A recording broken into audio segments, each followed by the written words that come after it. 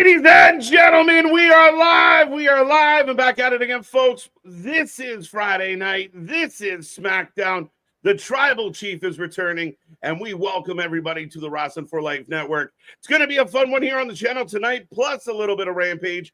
So much to talk about, so much to get into, but we're going to acknowledge the Wrestling for Life Network by strap in, strap on, grab your snacks, grab your feel good, and let's go.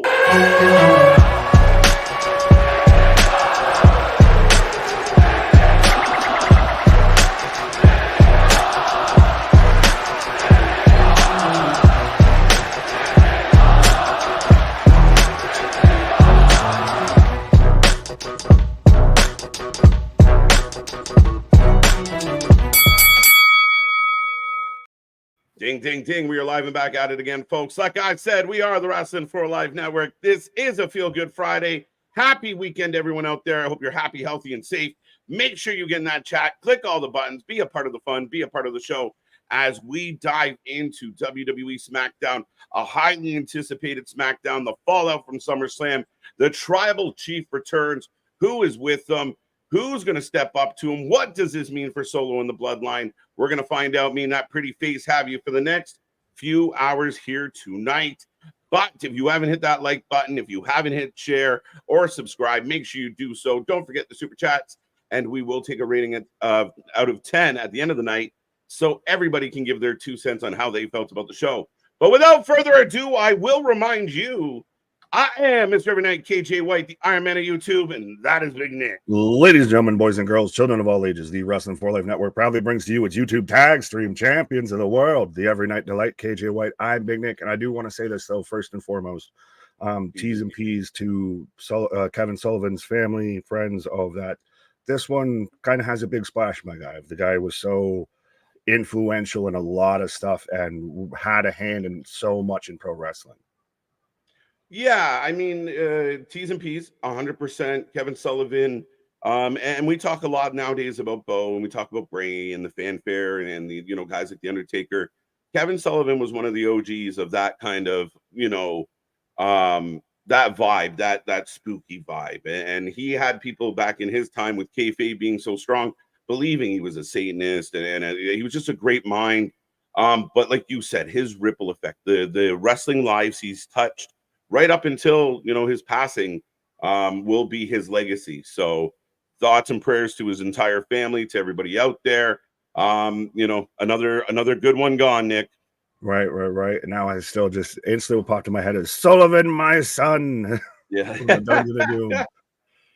I always go back to one of my big thoughts with him, and that what sticks is the debut, the introduction of the Giant, of the Big Show. Paul back then, he came out of the big egg, he was cryogenically frozen or whatever it was. But they got the Giant to take out Hogan and kill Hulkamania. But yeah, he was really the forefront of that spooky style in wrestling, and like you said, he literally had people literally believing that he was actually a Satanist, that he was actually demonic and everything. He was the OG Taker. Yeah, you had to be, people were leery of him and his cult. And again, one of the great wrestling minds. And again, because he had such a long run and such a long career, the number of lives he impacted is insane. So again, another great one passing on. And we're sad to see him go. So definitely thoughts and prayers to everybody out there. So. Well, an attempt to segue from that, speaking of from one great one to another great one, we've got the Tribal Chief, the OTC, returning tonight. So, Roman Reigns is back with a new T-shirt, bro. Look at you go. I was waiting for. I was like, will he grab it?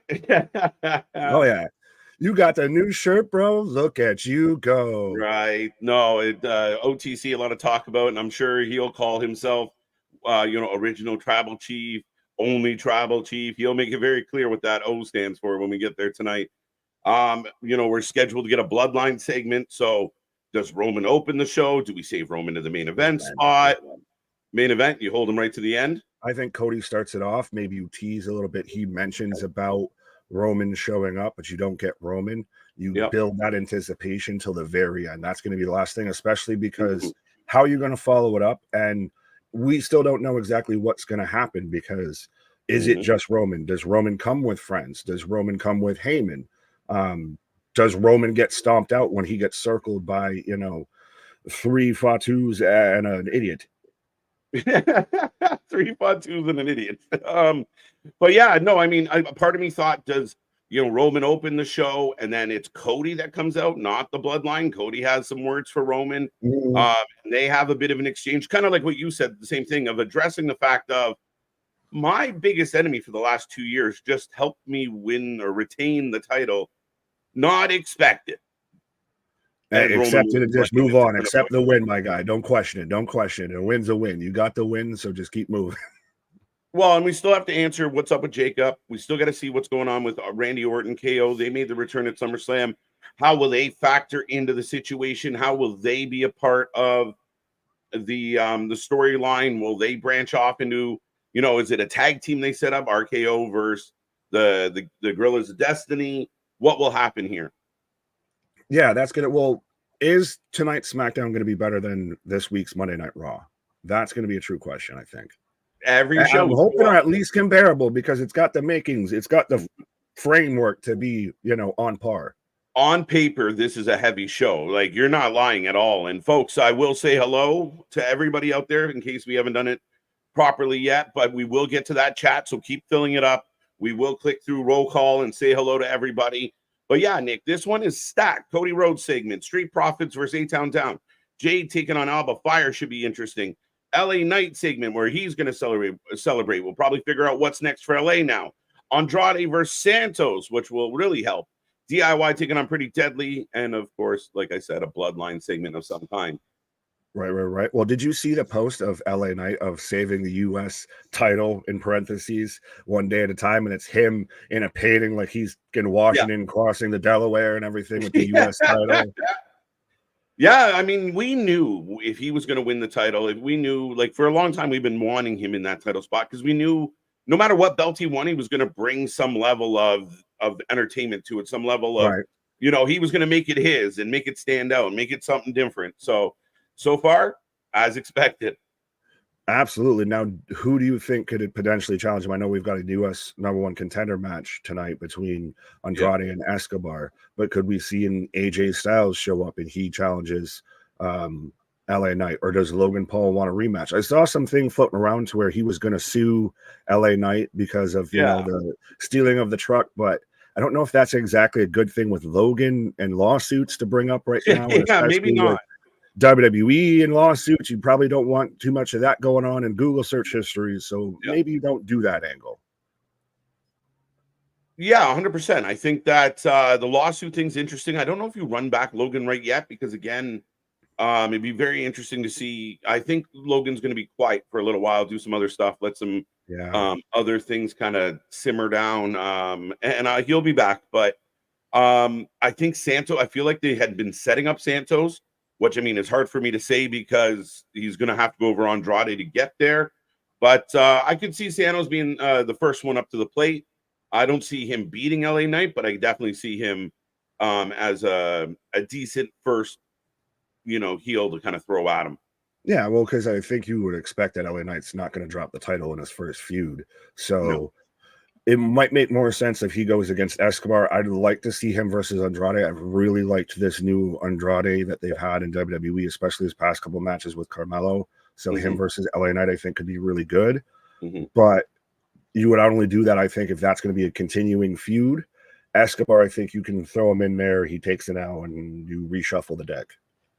Yeah, I think 100%. I 100% agree with that. So I'm intrigued by LA Knight. And again, I really don't know how much we'll see Logan Paul for the next little bit. And again, there's still other things floating out there. AJ Styles is an interesting one. I just don't know if AJ can afford to come back, pick a fight with LA, and not be successful again. Yeah, but I mean, where would you have AJ successful in right now? It'd have to be like a non-title feud, which wouldn't be too bad. Maybe he reunites with the OC and they do something with that, but we'll see. Yeah, it's hard to say. I mean, again, AJ's in that very interesting spot, but we'll see what they try and do with him. We'll see where it goes. Again, I'm not ruling him out, but I'm not quite certain where AJ Styles stands right now as far as in the mix. Fair enough, but that's a pretty big asset to have, sitting Mhm. on the bench. Oh, absolutely. I mean, again, you have a plethora of talent, and the tricky part is, and I know fans get beside themselves sometimes of like, oh, this person needs something, this person should have this, and uh, Mm. again, it's a pyramid. There's only room at the top for so many, and as good as AJ is, AJ's in the twilight of his career, and right now he's not that guy. Now, could he have a run? Absolutely. But I mean, again, you need to rotate people around. If you keep having the same people in the same spots, it gets mundane, monotonous, and repetitive. So maybe not. Yeah, because he just had the feud with Cody, and then right before that, he had the feud with LA Knight. So you probably wouldn't want to run that back too soon either. So Mhm. yeah, maybe he does need to connect with the OC and get them out of floating out of the abyss too. Yeah, 100%. I mean, maybe there's something there, some legs to that. I mean, again, a lot to figure out Right. in AJ's regard. I think there again tonight has potential. Raw was excellent this week. I think that SmackDown has all the potential to be a solid show, and we're optimistic. We start every show with it, and there's a lot to unpack with all this. Like I put on the little overlay. I'm kind of hoping Paul shows up. Oh, that'd be fantastic if Paul Heyman shows up with him. Mhm. I think it would make a good bit of sense of even if, say, you don't hear Roman talk about anything. Roman doesn't address the shit. He just addresses everything through Heyman. Yeah. That would be an interesting way to go with it. But yeah, we need to. I'm hoping they start piling these pieces together here. Whether it's not a Paul, it's a Jimmy. How do you feel about the talk though that Jay's getting kind of effed over in all of this? Of that he was off on his own. He's actually got a good bit of a run going, be that as it may, and now might get swallowed back up into the Bloodline storyline. I don't agree with it to an extent of like again, Jay's had a good solo run here. He's over. People love him.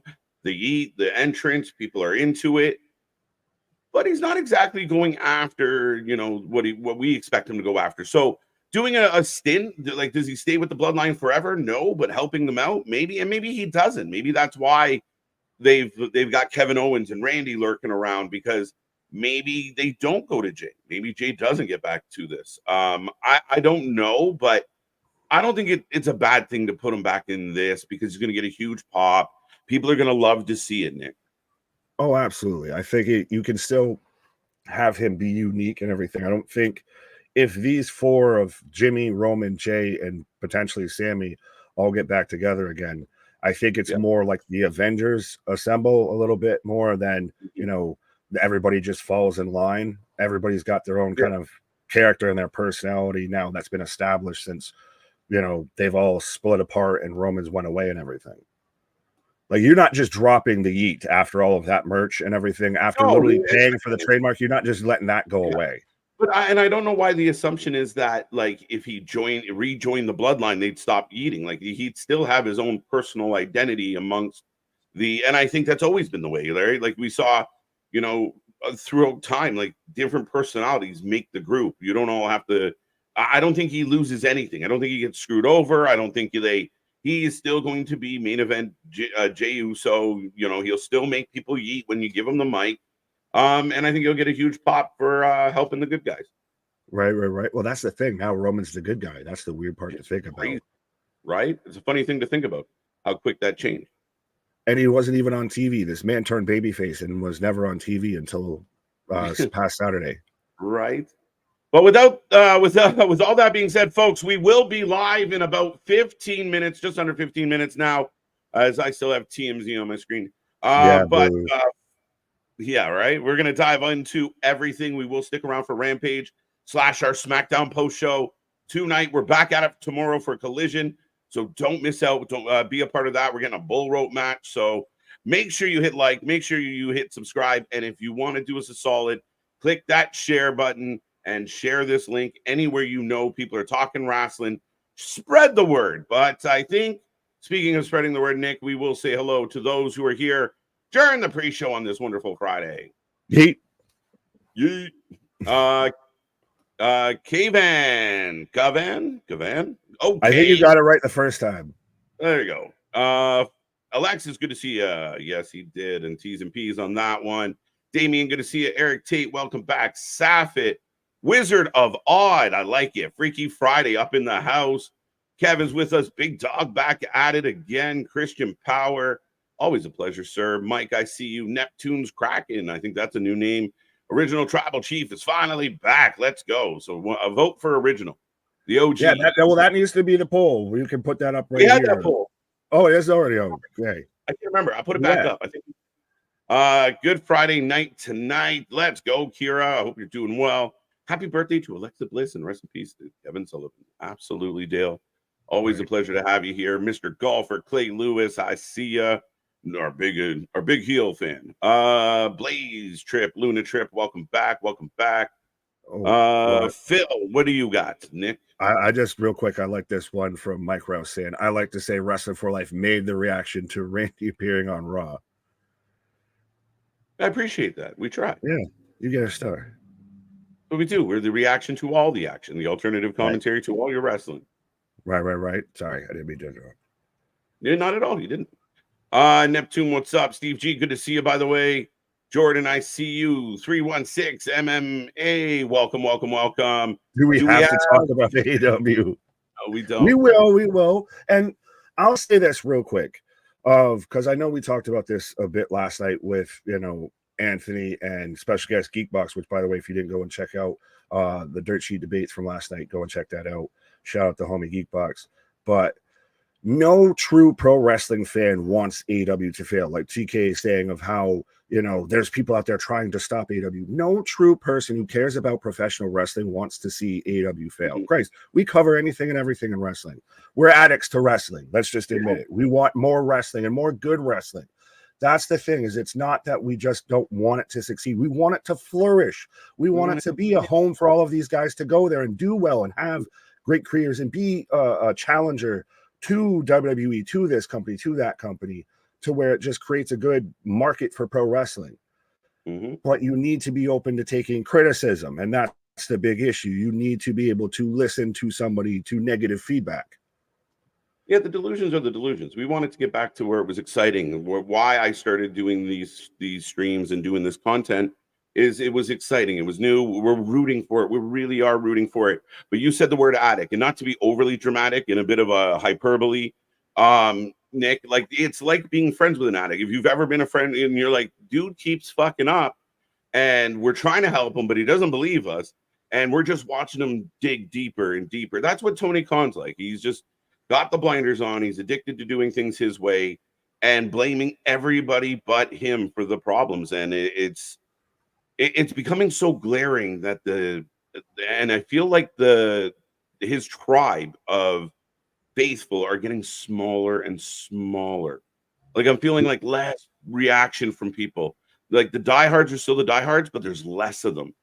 I think more and more are drifting back over to the Dark Empire. Well, just more of, you didn't have to put it that way, sir, but I think it's more of realizing that this might be a crock of shit a little bit, or just he's so out to lunch here. Because do we need to have an intervention with Tony Khan? Do we need to get like Shad Khan, Kenny Omega, and all of them together and have an intervention so Tony can be all, I know deep down in my heart, I still love you. We know you're a good person and you mean well, but what you do hurts us. And we need you to change and be better. So we are going to take you away from the booking for a while. Is that okay? Tony, you need to put the pencil down. You're doing more harm to everyone than you are doing good. Thank you, Phil. We appreciate it. Dennis Hodge in the house. What's up?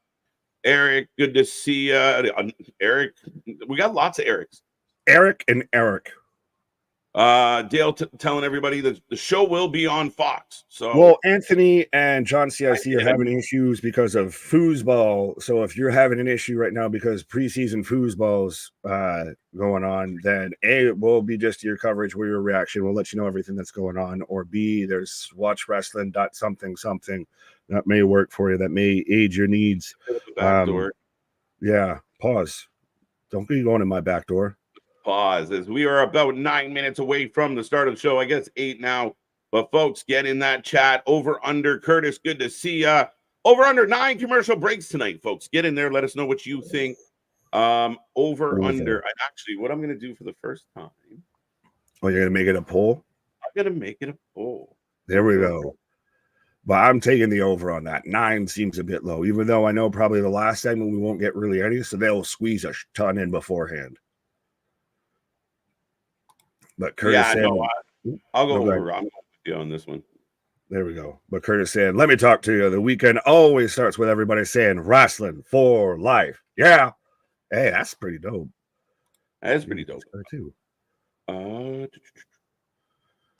Wizard of Oz saying, I wasn't sure if AW could get any worse or not, but after Wednesday night, I no longer have any doubt. You were here, so, you know, inbounds or out of bounds with what Wizard of Oz is saying here. Listen, here's the thing.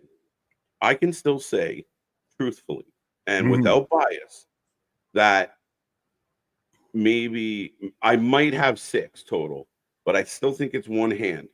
But even the fact that that's a debate, that's the number of like real solid Wednesday nights where the show ended and I was like, that was great. There's been a lot in 2024 that has struggled. I can't believe we're in August and I'm still saying this. Wednesday night was one of the worst shows they have done. And the thing is, it was very similar to the show they did with MJF and Ospreay. The difference was they didn't have an hour-long Ospreay MJF match to kind of make everyone go nuts for the show and ignore that back half.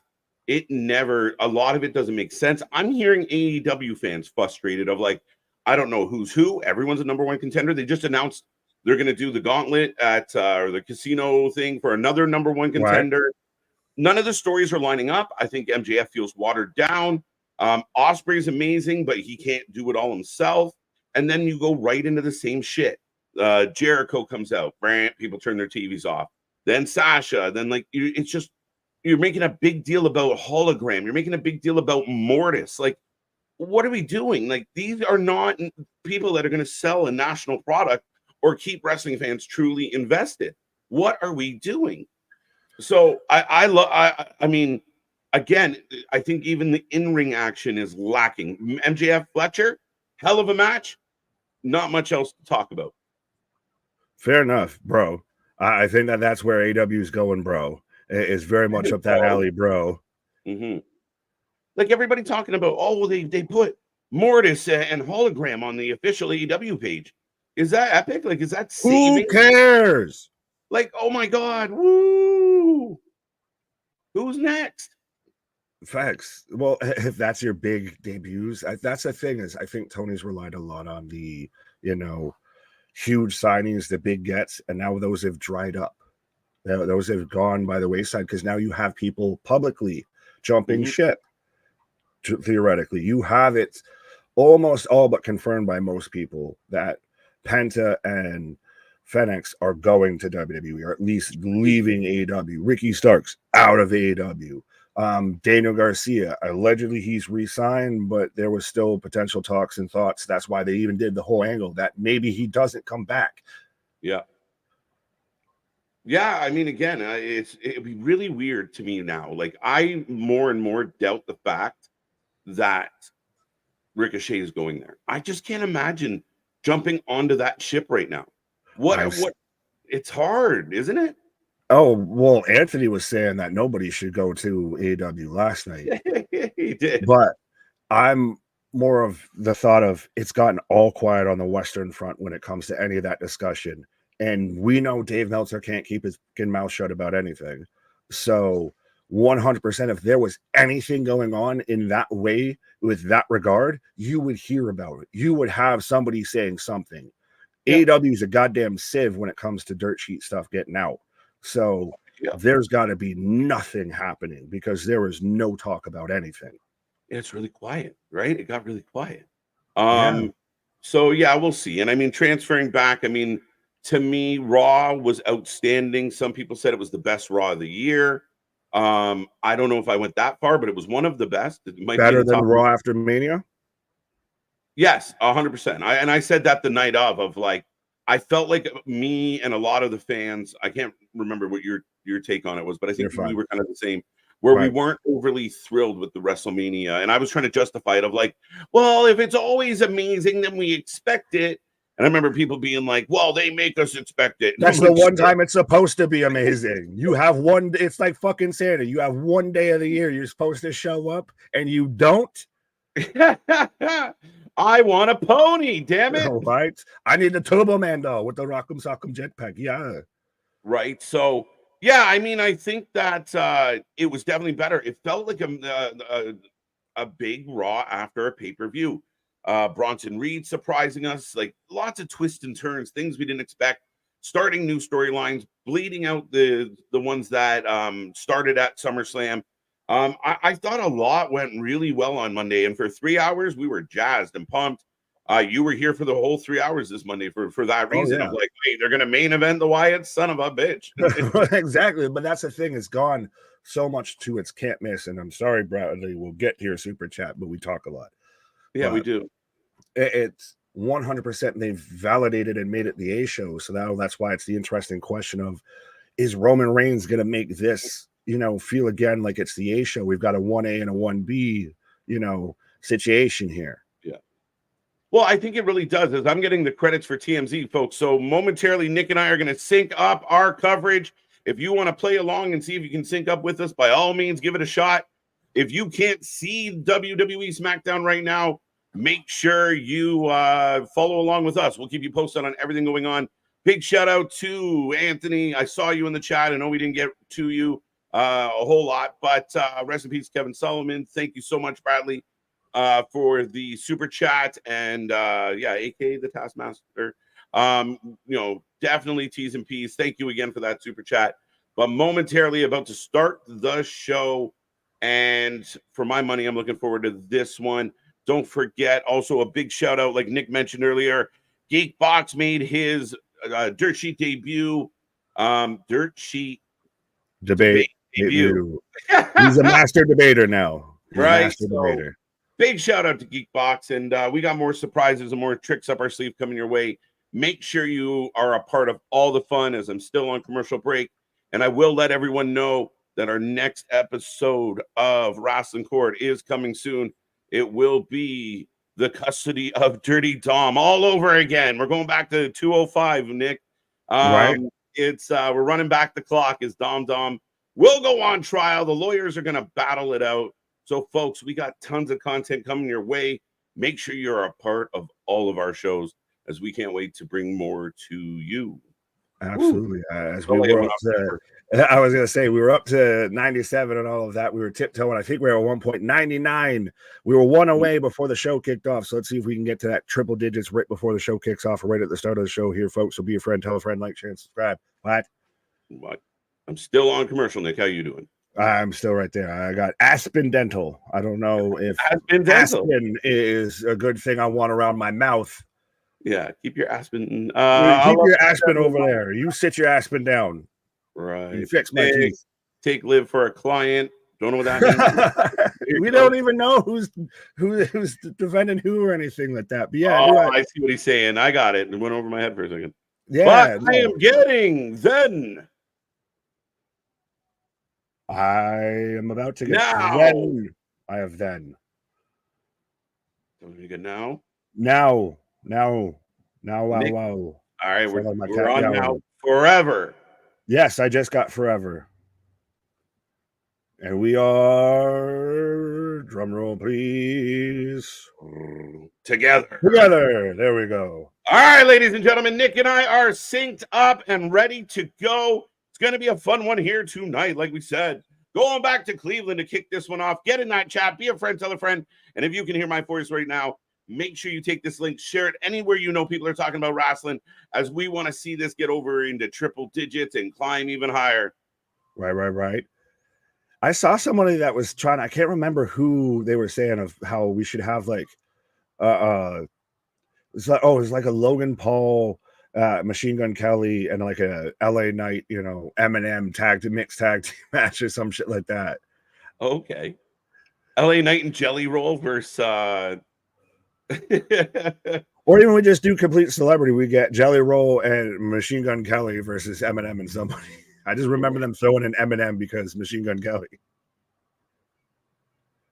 as we're getting a replay of the main event of SummerSlam, to where this had everything. This to me felt very, and I guess it's obviously Bloodline rules and all that, it felt very reminiscent to the WrestleMania main event, and had not exactly the same big pops, but still had similar pops. And you had the huge moment at the end with Roman coming out. Boston hating on replays, right? Hating on opening packages. You're mad at breakfast, bro. You gangbanging on biscuits, bro. It's called an update. Stay tuned. There's more to come. Right. Not everybody tuned into the pay-per-view here. It's a nice little recap. And now, folks, if you can hear me right now, I want you to put a finger up. I want you to put flames. I want you to put an emoji, a smile. Pause on that. I saw your face. But get in that chat. Let us know if you are pumped for SmackDown tonight. Give us something. We got 93 people here right now. We better see some likes on the stream. But get in that chat and give us some love. Chat, acknowledge us. As they're even going through the whole video of showing everybody's reactions that was watching, you know, at the bar or in attendance, of just losing their mind. You saw everybody just instantly throwing up the ones. He has reached beyond what even, you know, his like what they thought he was going to be when they were quote unquote forcing him down our throat, and it was the big dog and everything. He's exceeded even that expectation that they had for him. And again, it's the method to the madness, right? Like when you were shoving us down, when you shove someone down our throats, we reject it, we push it away, we don't want it. You do it like this. I mean, he organically became a babyface just by staying at home for a little while. Like, it's done well. It's better thought process. It's not the McMahon approach. Right. As I like seeing Roddy, Wizard, Roll Tide Insider, Eric, David, Damian, everybody throwing up the ones. Make sure you acknowledge. And we got the ones. We got 104. Let's go. Let's go, people. I acknowledge the one true tribal stream. Love it. That's what you say to those other channels. You're not my tribal stream. Spaz Phoenix, thank you so much for the super chat. Dropping in a little plug. Go check out Spaz and his new State of Wrestling. But thank you so much, sir. Well, I'm getting a state of the roads here as Cody Rhodes is opening the show. Yeah, okay. Like I said, I think you do that. You set the groundwork. You tease and talk and tantalize. I guess I hate to use that word. That's a terrible word. Don't ever use that word. So theatric. About, you know, Roman Reigns showing up and him gonna be back here and everything like that. And so you just let everybody, you build the anticipation, you smoke the flames here. Yeah, 100%. Let's go. Let's go. Cody Rhodes kicking it off. And again, it could be it could be the opposite of what I suggested in the pre-show, Nick. Roman could come out and talk to him. Now, I agree with you. They're going to milk bag him and throw him at the end. Pause. But yeah, me and my milk bag. But yeah, Roman could be the guy that interrupts this. But Roman ends the show, says Dale. Well, I think that would still be really interesting because the whole thing, because we even had the question when Roman showed up at SummerSlam of why didn't he go after Cody as well? You know, it seems like they've just kind of put a peace between each other. It's very much the enemy of my enemy is my friend. Yeah. I have bigger issue to deal with. Yeah. I have family to deal with instead of dealing with you. I already done everything I probably goddamn could with that. You're just holding my trophy at this point. But I got to take this blockhead's head off first. Yeah, 100%. I think you said it the other day, like the Warriors code as well. Like there's that respect now, that mutual respect of two guys. We went through war together. And yeah, I want the belt that's on your shoulder. But like I got to deal with the battle. I got to take care of in-house business first before I can go on an adventure and get my title back. I got to take care of some housekeeping. And that becomes the priority. And that's the difference between like the little details and good storytelling and bad. Instead of overcomplicating it, Roman beating everybody up. And then, you know, you really know who Roman's target is right now. But you know that's there. And that to me is good. Oh, yeah. Well, and I do still think that we get a Dwayne versus Cody match first. Yeah, I think we're getting Dwayne versus Cody at some point. I'm looking forward to that shit. I think it's going to be hilarious. Maple Leaf Pro Wrestling is back. Yes, big announcement. Scott Demore bringing back Maple Leaf Pro Wrestling. Going to have a lot of TNA influence and TNA representation on Maple Leaf Pro Wrestling. Big news. If you're as long as it doesn't get into a series or a cross promotion with Boston Pro Wrestling, then I think we'll be good. Oh, there you go. There you go. had to at least take a little jab. And TNA announced they're going to do Bound for Glory in Detroit in October. So again, on the border, on the doorstep. Well, fitting that it would be in Detroit, and maybe you have a certain set of guns show up. Bang bang. But Cody Rhodes has a microphone, folks. So, what do you want to talk about? But listen to the crowd wants it. I bet 3,000 if y'all watch AW Rampage. I'll take your 3,000. I'll take your 3,000 any day. Boston instantly. Maple Leaf Pro Wrestling. Not watching that. You shut up, Boston. So, Tulsa, what do you want to talk about? There we go. There we go. Crowd is on their feet and loud in Tulsa. Now, I'll ask this respectfully. If Roman Reigns wasn't very clearly showing up, returning tonight, and going to be there, is the crowd this hype? He's a part of the energy, dude. It's a part of the reason why even like getting ready for this stream tonight, I was like, doing my routine shit and being like, it's going to be a good one. Going to be a good one. And a big part coming back. Right? 80% of that is Roman. And then the other 20 is like, oh, the other cool stuff that could happen. But it's all about this Roman situation. That's one of the biggest names in the business is returning tonight. Yeah, I see 1 little, 2 little, 3 little, 4 little OTC shirts just in this shot on Cody right now. Oh, he's talking about Bash. He's talking about Bash. Who's he gonna face? Or I saw someone throwing around ideas for like him in a tag. Here he comes. Solo Sikoa's got something. Does this now, like you said, and you've been talking about, does this bring Roman out again? Of I'm gonna get you, or when I see you, I'm gonna catch you. Mm-hmm. This is going to be interesting because Solo's got to address of I got screwed, blah, blah, blah. This is going to be where they dig into Roman showing up. Oh, there he is. Oh, Patchy the Pirate's here. No Jacob. Well, he's got to sell the boot. It's all about it.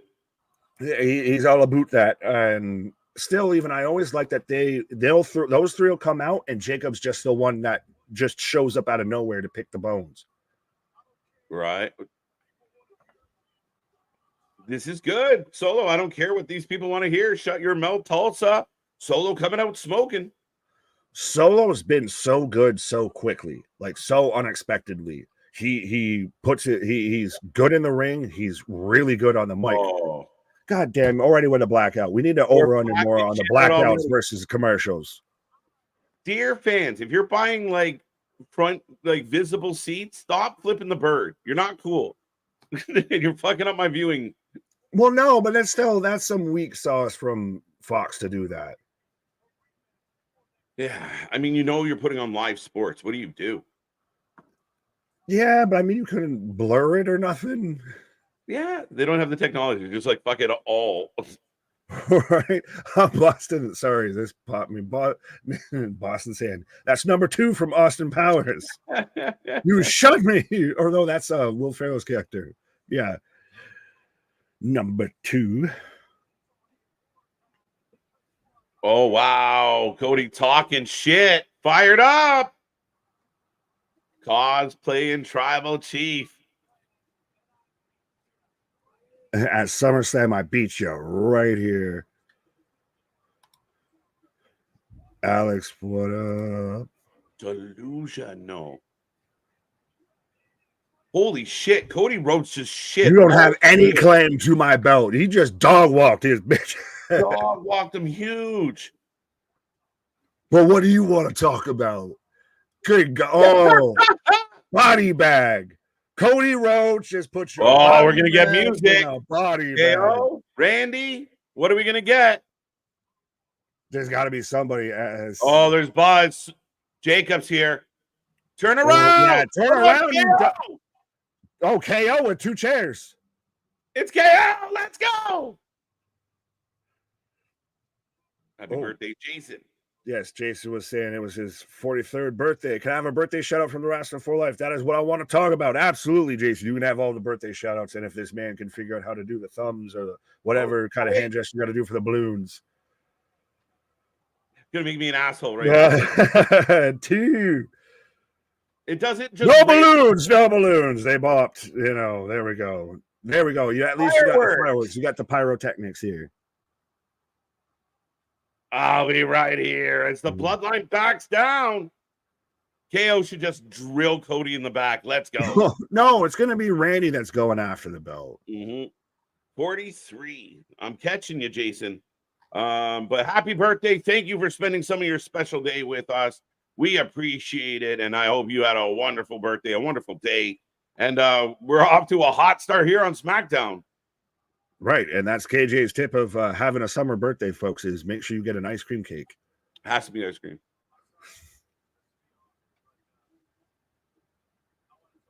Oh, Cody. Oh, this might be awkward, but I want to talk to you about something. And assholes out there, I'm not his dad. He's 10 months younger than me. He's his brother. Get it right. Is KJ about to get a title? That's what it could be. I've heard this talked about of it being KO versus Cody at Bash. That'd be interesting. So you give KO the title shot and you let Jacob. You had my back. Why is he grabbing the chair? He's making sure to grab the chair. You're likely going to say no. This is going to be awkward, uncomfortable. What is he going to say? I'd like to take you out for a nice seafood dinner. Yeah, right. TJ, what up? Happy birthday, Jason. Joe Black, did they have to write Jacob off because he couldn't travel to Berlin? Possibly, perhaps. I don't think it goes that far. You're not you can't grease those palms like you do when letting them into Canada. Sure, you can. If you can get into Canada, you can get into Germany. Let's be real. Well, I don't know. There was more people trying to get out of Germany than trying to get in.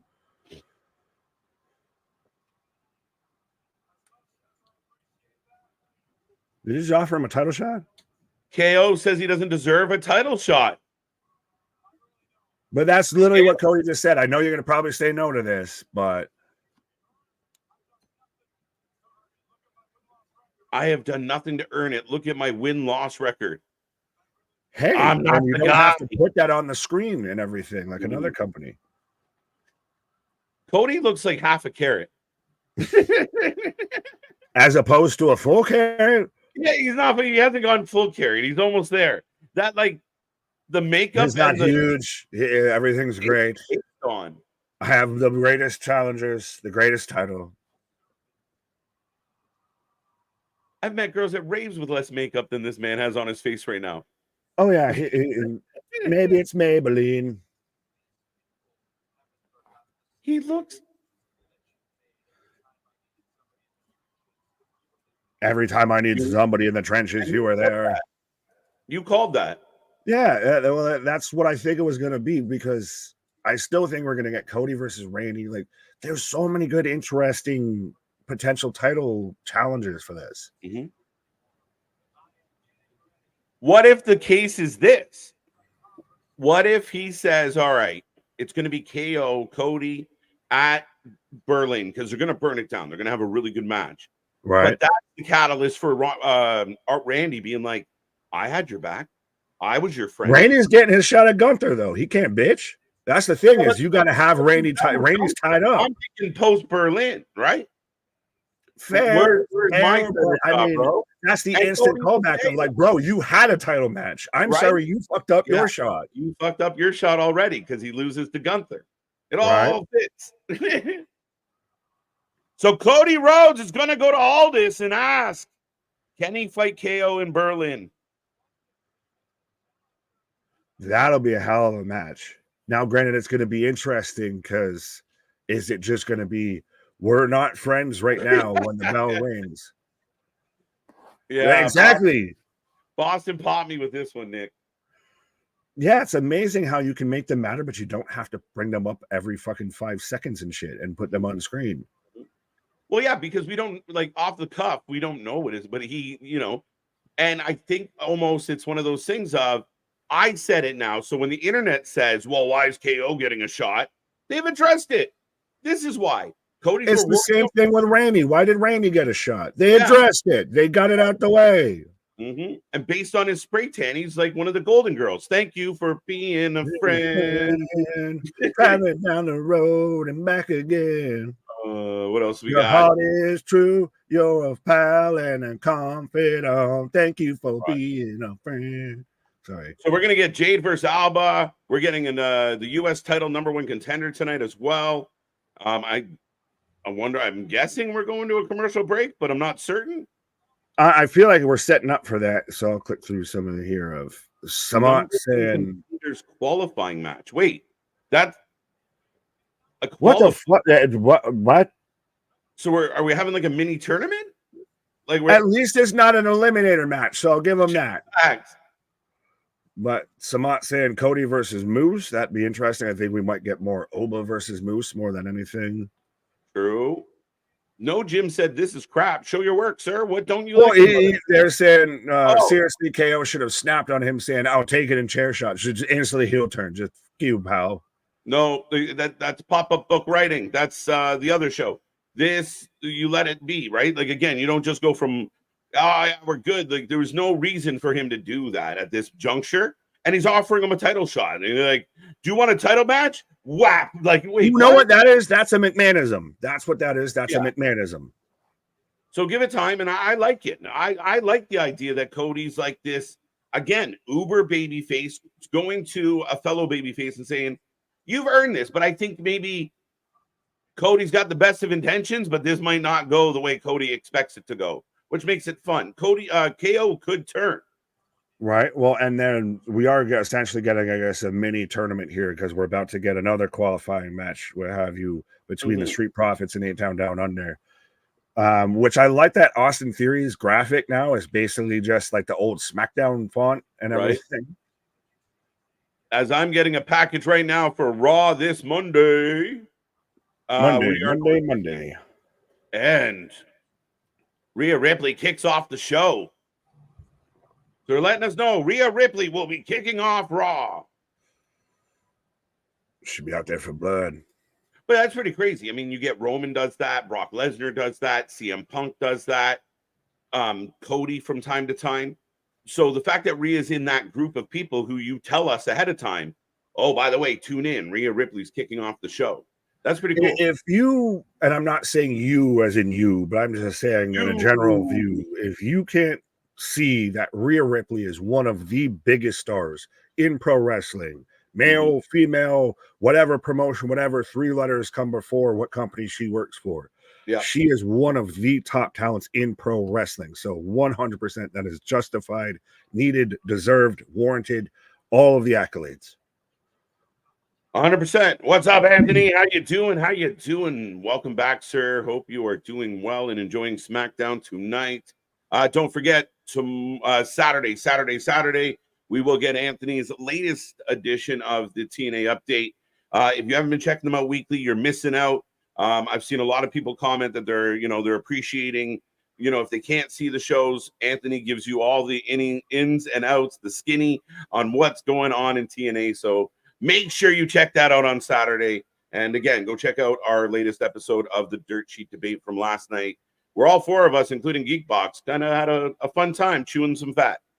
Well, you're setting me all the way up terribly for this, my guy. When you're talking about the skinny and chewing some fat, and Anthony was very passionate about Nia Jax winning the championship and everything. And we're going to get a Queen Nia title celebration tonight. So I didn't want to fully segue it that way, but you kind of just laid it out there on a platter. But yeah, it's going to be interesting of now with Nia Jax as the women's champion of do you run it back with Bayley? Who's going to be her next challenger? We've got at least that interesting partnership between her and Tiffany of Tiffany's the Money in the Bank briefcase holder, but Nia just kind of uses her and looks at her of like, you're my little Barbie doll. It's very reminiscent to me of Nia and Alexa. Yep, 100%. And again, I mean, you can go through the history books. This is, this has been done many old times. And it works. It works. They're playing up the queen and the princess and my full life little Barbie. And as much as they seem like they love each other, Tiffany has that briefcase, and she'll always be hovering over behind Nia. And I think Tiffy cashing in will pole vault her into babyface status. Like, she'll get a huge pop for it. If you're going to do that, then you've got it. This cooks for a little bit. This simmer sautés at minimum. I agree. Patience is the key, folks. Speaking of patience, we are in a commercial break, so we will try and click on some of this chat. But what? Never mind. I popped myself with my own joke in my head. Keep going. I can't share it in public. We are rolling along, and we are going to get A-Town down in the match coming up next, taking on Nick. Who are they taking on? Street Profits. I was about to say they're taking on the Street Profits, or as I think it was Damon called them, Street Profile. Street Profile. Street Profits. So get your predictions in, folks. Who you taking? Who you taking? Who you taking? I like this though of Braden already throwing down the challenge to the chat. I like when the challenges itself and everything like that. How about 150 viewers, congruent live viewers before SmackDown is done? Christ, let's see if we can do that in the first hour. We're at 123. We only got about 33 to go more. Steiner math with Nick. Yeah, exactly. You got a 33 to 30% chance. Chance of getting to 150. Right. We're in the back with the Street Profits, and they're actually giving the mic to B-Fab. Well, she's been very much their manager, their, I don't want to even say voice, because Montes should be cutting all their promos. Like, you don't need someone to talk for the Street Profits. Dawkins and Ford are both great on the mic. Yeah, I mean, it's an interesting dynamic, and I mean, the Hurt Business or the Pride never really mounted to anything. Now there's speculation of what's happening with that. B-Fab sticking around is kind of interesting to me. Like, I'm not quite sure what they see in B-Fab that I mean, she's not bad, but she don't bring, like, I mean, we could do without her. I hate to say that. Right. She's like a remnant from the Pride that the Pride seems to be all have left Pride Rock. I'll put it that way. The Bloodline. That's us, my God. The Bloodline. I'm gonna write that down. There we go. That I can make pretty. Well, there we go. So, who was it that said it? Expose yourself. Don't say that. Oh, Roll Tide Insider 2. You get a star and maybe a T-shirt because you came up with a good one. The Bloodline. Yeah, what do you do with B-Fab now, especially because the Pride's pretty much all but gone? It's all but set in stone, respectfully, unless they've been working us, like the ridiculous marks that MVP and Lashley are gone. You even I saw an interview from Lashley of talking about how, like, he was more praising how Vince booked him than Hunter. And I'm like, bold strategy, Cotton, bold strategy. Yeah, it doesn't surprise me, though, Nick, because it was the Brock Lesnar's, the Goldbergs, the Bobby Lashley's. You run it right back to the Ultimate Warriors, the Hogans. Like, those were McMahon guys. McMahon wanted the big, bodybuilders, the giants of giants. So it doesn't surprise me. And of course, I mean, when Triple H I think that Triple H is so story-driven and so character-driven that it's hard to figure out what to do with Bobby Lashley because he's not the best at those two categories. I think you could have done something. I remember when there was the potential of you were going to have Bobby Lashley go with Roman Reigns, and then they kind of like walked it back, and I was very disappointed. But we are on the way, folks, with A-Town Down Under taking on the Street Profits. So let us know in the chat who you taking, and shout out Spaz with a $10 super chat. Starting to love loaded weekends. Emergence, Bash in Berlin, No Mercy are the same weekend. Bound for Glory. I'm not going to read that, even though I say it. But and Halloween Havoc are the same weekend. Yeah, it's you're now getting these really loaded weekends in wrestling. Dude, listen, I know the fans love it, and trust me when I say this, we love it too. But man, we're in for some grinds. Of course, we are going to be here live for all of it. All of it. We will have 2 screens, 3 screens. We watch more live wrestling than anybody else, and I love those weekends because those weekends we prove it in spades. Right. There goes Montes and Aces. Are we ready for a Montez solo run? Let's just say been ready, my guy. Been Let's waiting go. for it. Like Let's I've go. been chomping at the fucking bit for this. Like I still remember. I think it was Thunder Domera as we get to Senton that sends us to commercial. But I remember. I think it was Thunder Domera, and I believe we got a Ford versus Roman match. Yep. And you saw it. You saw the potential, and then they like Pretty Woman us and just went and put it back in the box of like, nope, you can't have that. I know that they work great as a tag team. They're one of the better tag teams that they have on the roster, have had on the roster of recent memory. But Montes Ford has a whole nother level, my guy. He's what Carmelo Hayes could, should, potentially, hopefully will be.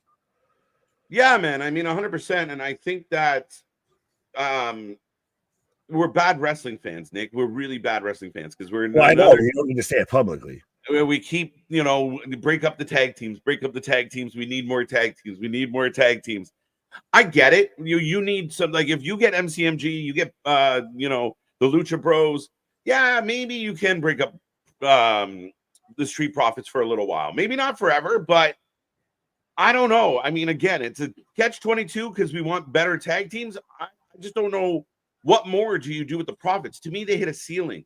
And they were a lot about the dancing, the party, the gimmick outside. But they can wrestle, don't get me wrong. But I almost feel like they kind of peaked.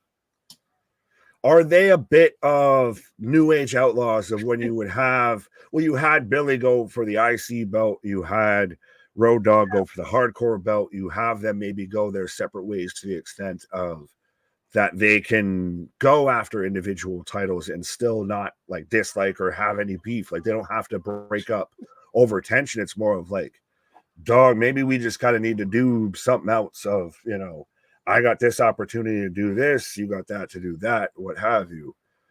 They still keep it moving. They still, respect each other, all of that. They could still be an attack team called to action, but maybe you need like a Dawkins singles run, and especially we need a Montes Ford singles run. Yeah, I think so. I mean, at some point, Montes seems so overdue, and he just feels separate from the group in a lot of ways. So, again, we'll see, folks. We are on a commercial break, but I feel like we're heading back any second now. DIY are pretty deadly. We'll get there when we get there. But who's going to beat the Bloodline? Nobody for a while. Facts. Dun, dun, dun. There was something else I want to click on. Oh, there you go. Well, yeah, Spaz again with a $5 super chat. Appreciate you, my guy. Hit Row is wild. Adonis in NXT, B-Fab on SmackDown, Dollar and TNA, Swerve in the mud. He's not, out there with Jada Parker.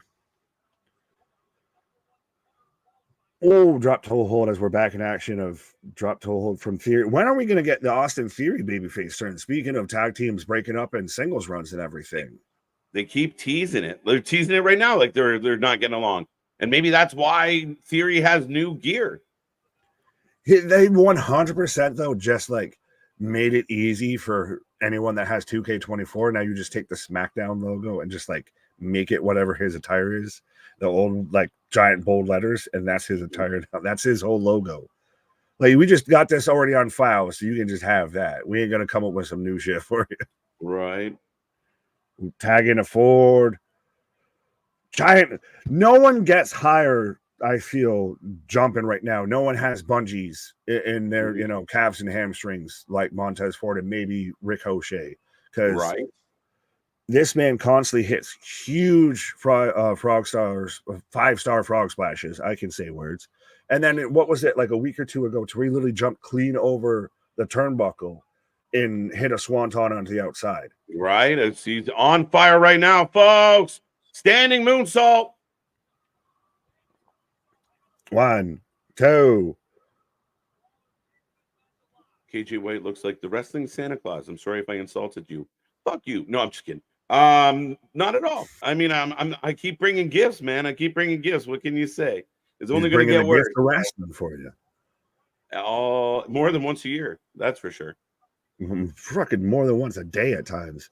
Oh, the double elbow. Remember when we were potentially going to get a Bianca heel turn, and it felt like they were making Ford a heel to go along with it, and we're going to get them as like a heel couple. Yeah.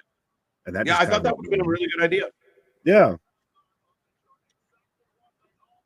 Dream tag match, FTR and AOP. Who's Dream? FTR versus AOP. No, Fever Dream.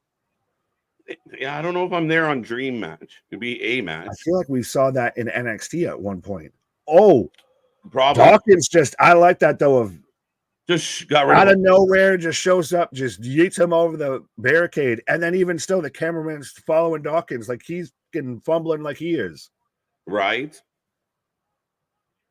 Oh, Dawkins from behind. This isn't what it's going to be, because then Austin Theory is going to take the finish and saying, dude, where the hell are you? Blockbuster. Tower of Doom blockbuster. 2, 3. I don't know if they can sell me on a babyface Austin Theory. I don't know. They haven't done enough to make it justified. Like okay, cool. He probably annoys you, but I still don't like you. Like, yeah, it's one of those of cool. You may not like him, but that doesn't mean I have to like you. You're still a douche. You're a douche, and he's a douche. Right? He might be a bigger one, but you're still one too. Right. You haven't made him sympathetic in any way. No. As Macho Man in the crowd is loving it. Oh yeah. Dig it. Yeah, there's no green t-shirt guy. There's just green KFC shirt guy. We're in the back with Nick Aldis, Cody, and KO, and KO's still saying no. He wants to give it to Randy. A little bit like what you said. And they're even saying, well, Randy's already wrestling. He's already taking on Gunther. What are you going to make it, a three-way? Yeah. Double duty. You said duty.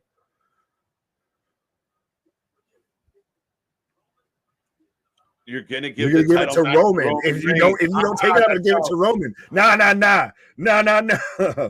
I'll take it.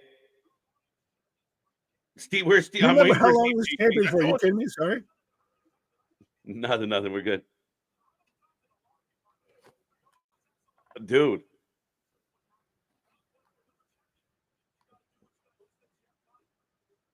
Oh, that's it. The rematch clause hasn't been enforced in years. No. Get the hell out of here.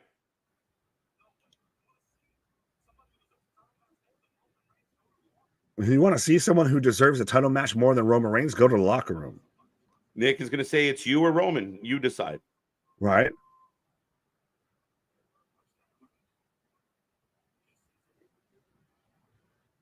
Big pop. He sees it. They see it. Let's go. This is the most babyface thing Nick Aldis has done as being general manager of SmackDown. You think so? He's siding with the fans in the top babyface. I would assume so. I would hope so. But I don't recall. Like, I mean, he's always been kind of on the good side, anti kind of bloodline. He's been more not true heel, but fringe. I don't know any heelish thing he's done at all. I'm not saying true heel, my guy, but I'm saying he's not been like clear babyface. Of just more of, he's played it more of what's best for business, what have you, of moving on. I don't think, again, I just don't see Aldis doing anything kind of in a way. I think he's been presented very favorably. Who would you say is more of a babyface as a general manager right now, Pierce or Aldis? Neck and neck. Neither one. I think they're kind of very similar. Very similar.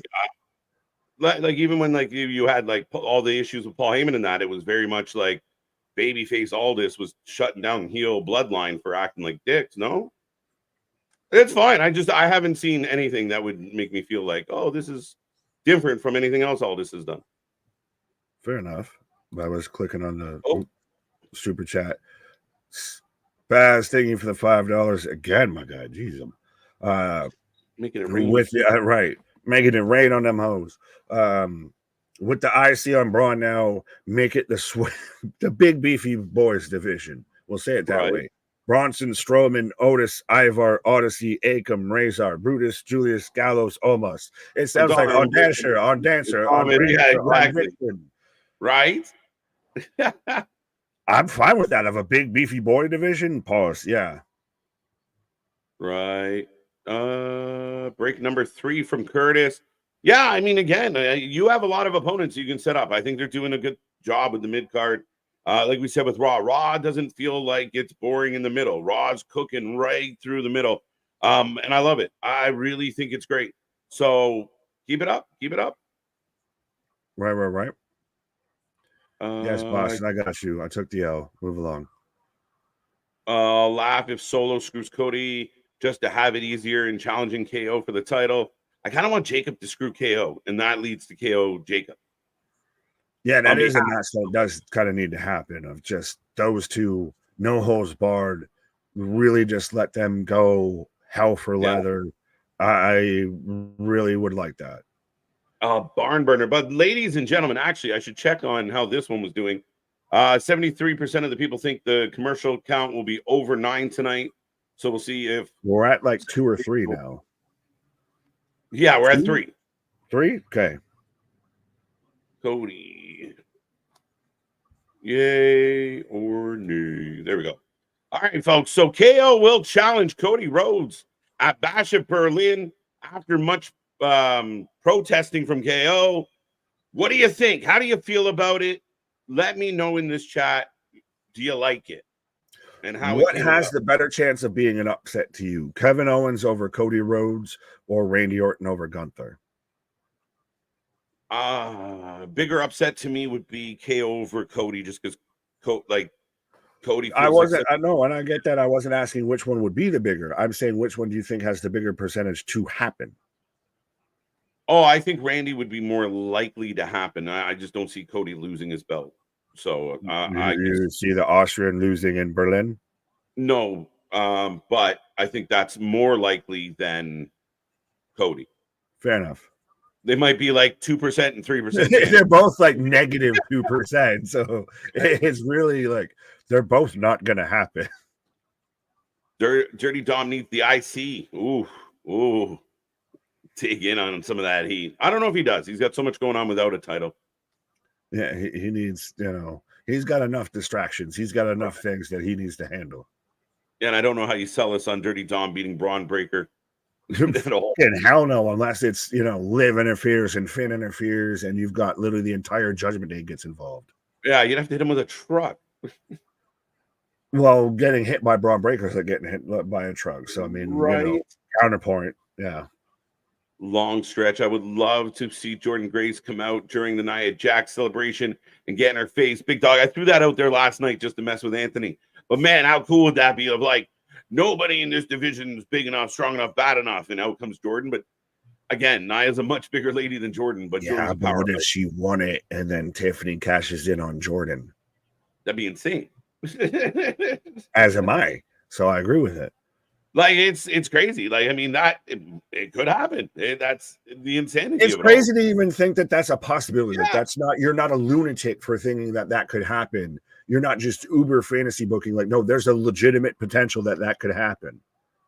Right. As we're getting the rundown of all the publications that covered SummerSlam and the big return of Roman Reigns. But I'll just say this: these are publications not in like the Wrestling Observer Network. Fightful Select. This is ESPN, CBS Sports, Fox News, etc. Like MSNBC and like that are covering as reported by showing back up. Yeah, exactly. As now we are getting a rundown of what happened with Nia Jax on Saturday, becoming the champion. Right. A little belly roll in the background. Still an impressive showing as hell though from Bayley. Mm-hmm. Unreal. She's a pro, and she makes others look better. Like, she is an absolute pro. Could we see Stephanie Vancouver versus Queen Nia in the near future? I don't think near future. No. All the new like Stephanie, Julia are all going to NXT. There's even people that are saying like if the Lucha Bros, if they come over to WWE, they're going to NXT. Tiffany times. Hi, Tiff. Can we just clap for Tiffany? Will be on the screen. We just need to clap. Yes, girl. Bro, this is 100% Darby. You had fucking Cowboy Ken and you know, Dirty Dan. I don't know. I thought that was Hangman Page for a second. Put these three Pretty together. Deadly the musical is stuffed in places it shouldn't be stuffed. Right. What? Is it a banana in your pocket? You happy to see me? Right. Is that a program in your pocket, or are you just happy to see me? Right. But even Pretty Tiffany out here with the satchel and the denim, like, who has an outfit like that of my sleeves are freezing, but my chest fucking scorching hot? Chelsea's back. Bro, she literally looks like a set of drapes. 100% with that outfit. Does mother know now wears her drapes? That's not where my head went with that thought. You want to, you know, Jesus. See if you unwrap that birthday present. When did Piper become like Scottish Shayna Baszler? Right? Tiffany? I like Chelsea and Tiffy. How do you feel about tacky time? The fuck did you just say? Tacky time. Tacky time. Tacky time. Not sticky time. Tacky time. No, I think a lot of people with watching this segment, it became sticky time, but we can leave it at that. Roman Reigns is back. All right. So again, setting up, still got this little rivalry between Chelsea, Piper, and Tiffany. We'll see where that goes. Yes, Nia, Anthony, Nia. Well, because they've still got the whole situation because Tiffany essentially screwed Chelsea out of it because she had her take that giant table spot and everything. So I was supposed to have it, but, you know, I didn't. Oh, is the celebration next week? Did they move it? I thought it's this week. I don't know. Next week. Oh, it's next week. Sorry, Nia. Boo earns. Boo earns. Chelsea and Piper Niven. Not Ronan, not feeling it. Lights changing colors. Oh, what? Where? What I missed? As long as you know, like the walls, you don't start licking the walls and everything, my guy. I think you're good with the lights. Yeah, like step away from the mushrooms. Right. I remember my first trip. I can taste the rainbow. The schnozberries taste like schnozberries. Even better. As we are getting the progressive match flow, the replay of Blair Davenport joining up with the other two spooky girls to, you know, another three-lady group. The Unholy Trinity. The Unholy Trinity. Heard it here first, folks. I like it. You weren't doing anything too significant with B. Priestley, and now you've got the three UK lasses all together. They can be the fucking covenant. Of the goddamn three witches all together. Mm-hmm. Here comes Jade. And I think it sets up for a 6-woman tag match between Jade, Bianca, and Naomi versus B, Isla, and Alba. Where is Naomi? Don't ask Anthony. Anthony's going to lose it if you say that Naomi's gone missing. Where's Naomi? She's MIA, bro. Oh, Bro, what in the TLC like aluminum foil outfit is this? Don't go chasing waterfalls. Just stick to the lakes and the rivers that you used to. Tough question. If the Lucha Bros come to WWE, do they get new names? I saw rumors. Did you see the rumor, Nick, of what their names could be? Like Fuego? Fuego! Their manager, Fuego del Sol. That's the only thing I thought of when I heard the name Fuego. Penta Fuego and Phoenix Fuego. The Fuego Penta brothers has used 75 fucking names on the independent scene through CMLL, AEW, what have you. Like, he can't use one of them. He doesn't own none of them. Nothing. You can't call them the Fuego brothers. It will hurt them on the way in the door. Bro, then you might as well just call them the fucking Cheetos brothers, the Flaming Hot brothers. You can't. The Taki twins. That's what it would be.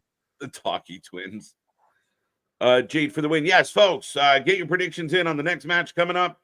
Naomi didn't even save them last week. Yeah, where's she been, bro? Where is Naomi? I don't know. Hiatus. She's finding her glow. She lost her glow. Right. Jade for the win. Blair D took out Naomi a few weeks ago. Oh, Dale filling us in. Did you even remember that happened? I remember they had a. Did they have a match, or did they just take her out backstage? I feel like they had a match, but I could be wrong. They might have had a match. Yeah, they had a match. I thought Naomi beat her and then Blair jumped her? Fair enough. Fair enough. But I didn't think this is why we have the fact checkers, because we watch enough wrestling that the minute details sometimes slip through the fingertips. Well, Dale, an OG fact checker out there. Jade for the win. Big Nick, this one's for you. I just killed apparently a wizard with the Taki twins. Yeah, what? Listen, if we're gonna hang up on everything that I say, that's probably not a good thing to say. I wouldn't be here. Right. Like I called us all master debaters last night. Right. Rate Bailey's title reign. Ooh. Out of 5. You want to give it a grade? You want to give it a grade at like a score? Oh, all right. Fair enough. I give it a B-. Oh, is that just because of Bailey? Yeah, maybe for Bailey. Yeah. I mean, I originally when I first saw this question, I was thinking like average. It was good, not great. So, but she did her job. She did it well. She really put Naomi over. Yeah, not a whole lot of depth to it, Nick. Nothing really big stands out. C+. Yeah, it was good. It was really just pretty much as down the middle as you could get. It worked really well when she was involved with the damage control stuff. And then when they kind of veered away from that, it really lost what little steam it had, and it kind of petered out. Right. Well, for the most part, once she pretty much was done with damage control, it was looking more like it was going to set up her and Naomi as a tag team. Yeah, I got a little subdued after the damage control. Once we kind of got rid of damage control, we were like, she didn't have a whole lot of, No, there wasn't enough challengers. Yeah. I feel like she had a little bit with Tiffany where she broke the briefcase and all of that. Like you had, what was it? Was she champion at Elimination Chamber? Did she win it around then? No, she won it at WrestleMania. So yeah, she won it at Mania. Yeah, but the whole feud's been just around damage control. When that backbone went away, it went limp. Yeah, as it's we got the official graphic, which I really do like what they're doing with graphics with these pay-per-views. The last 3 or 4 now, Nick. Berlin's graphics look amazing. But Cody will be taking on Kevin Owens, which is insane. 71% of the chat say yay. It's all that, as we just cut to darkness and then Alba Fire and Isla Dawn coming out here. Let's go. Get your ginger fix, your ginger snaps in right now.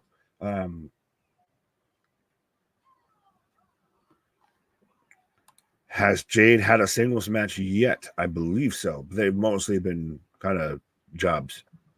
Or squashes, I should say. She's jobbing out somebody. Did she have a singles match? No, it's been tag. It all has been tags. I thought she would have had like 1 or 2. I feel like she beat someone. But that's the thing, is they were so insignificant that they haven't been relevant. What if BFAB helps? That would be a shocker and a surprise. Oh, that's a thing. Be a weird thing, but it's a thing. Right. Alba for the win. Could KO win the upset and have a rematch Survivor Series? I don't think so. What do you think? No. That doesn't make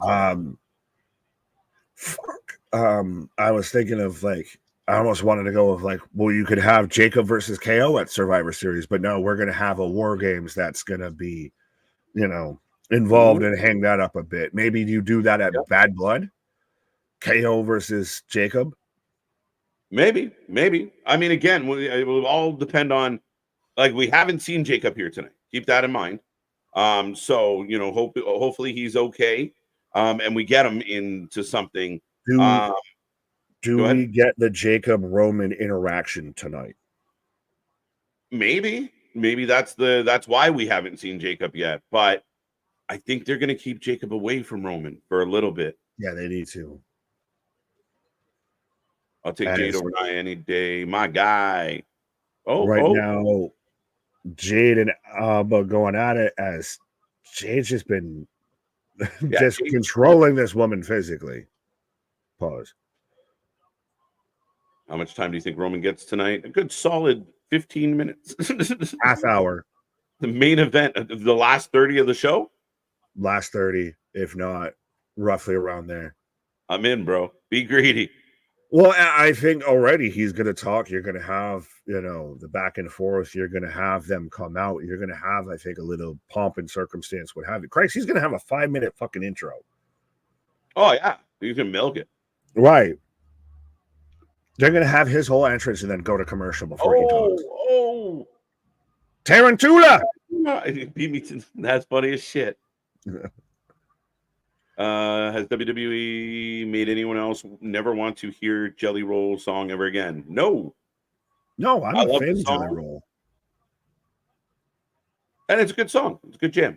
I haven't heard it too much. Every time it comes on, I bop. We're good. Is it interesting to say with Jelly Roll it's a good jam? Yes, you got it. Yes. Just a little bit of a pun there, but yeah. Big super kick as we're going to get the glam slam and Bob's your uncle. This is probably going to end it. Yup. 1, 2, 3. Jade, the pin. Yeah. No, which is more of a provocative pin, Jade Cargill or Rhea Ripley?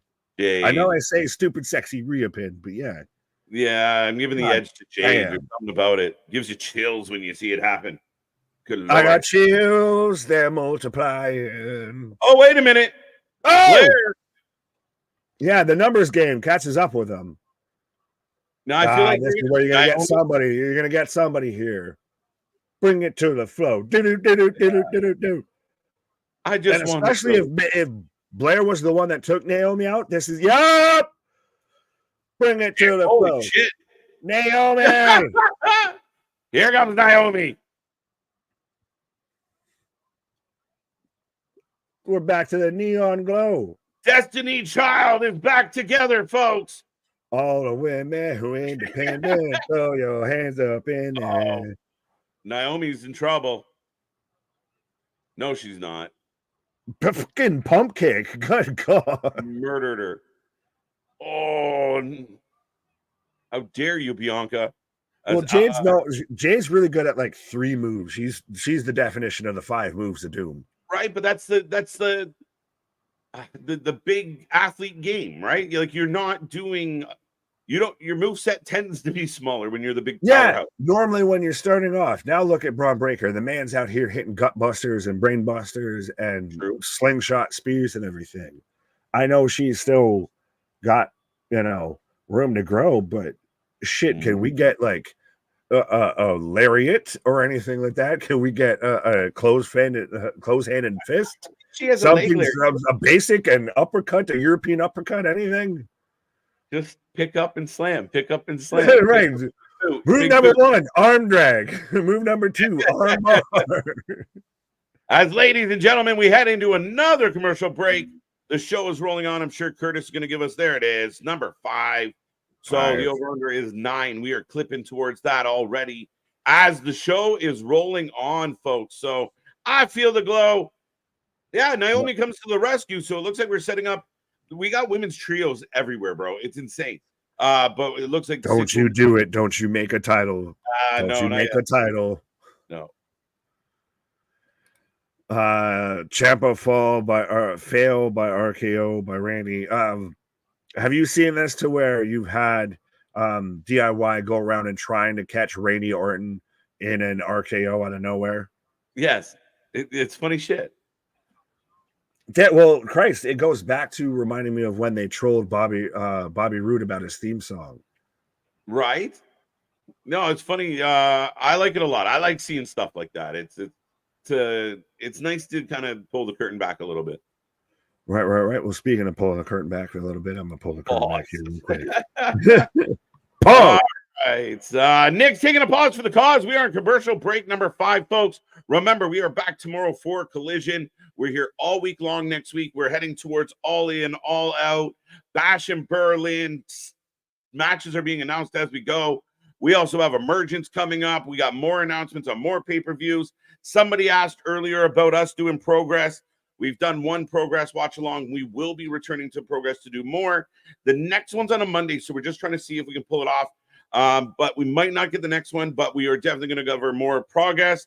We got GCW, House of Glory, Wrestling Revolver, all coming up as well. A packed bunch of content coming your way. Don't forget, Wrestling Court comes back next week. We got more dirt sheet debates, more guest appearances, more interviews, and all that fun stuff. So if you haven't hit like and subscribe yet, make sure you do so. And has anyone seen MDB tonight? Can someone check on MDB? I hope I didn't block him. Feel the glow.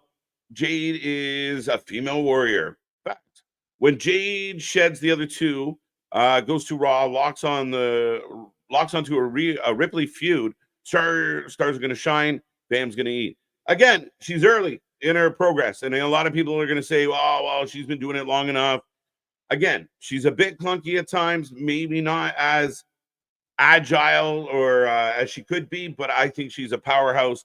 I have no problem with a powerhouse, a bigger athlete conducting themselves as such. What's up, Sean? How you doing? As we are getting the 104 million social media views, making it the biggest SummerSlam social moment of all time. 104 million views is the claim from WWE on Roman Reigns' return, folks. What do you think? Huge. When are you putting the graphic for Collision? KJ and Nick, the channel hasn't seen it. Probably after this one. It was a busy day, Damien. I'm sorry. But yeah, probably after we get off stream tonight. It will be there. We got more coming your way too.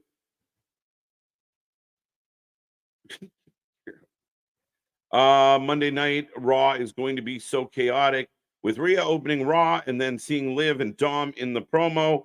I'm sad. Let's go.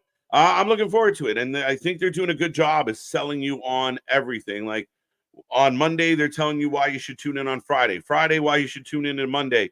And it's working right now. As we are getting a replay of LA Knight and Logan Paul. LA Knight getting his first WWE Gold. How do you guys feel about Logan Paul being your U.S. champion? 70% of the people in the chat happy about KO taking on Cody Rhodes. I'm happy to see that. How do you feel about LA Knight being the new champion, ladies and gentlemen? Let me know what you think out there. Do we get Roman in Berlin? I don't know. I said yes. I was told no by my friends. It's not likely, but it's an interesting choice if he's not there. You got to find a way to keep the story compelling, and if you don't go there and do anything. So we'll see. 9 out of 10, yeah. So this is now the third time I'm seeing these replays. They're broken up into clips significant to the segment you're about to get. Again, refreshers, reminders. I don't know why you're hating on, again, it's not like it used to be. Remember, every segment, we would come back to another replay of what happened in the previous segment. Again, callbacks, nothing wrong with callbacks and reminding you why we're happy for LA Knight. And again, not everybody watched the pay-per-view, my guy.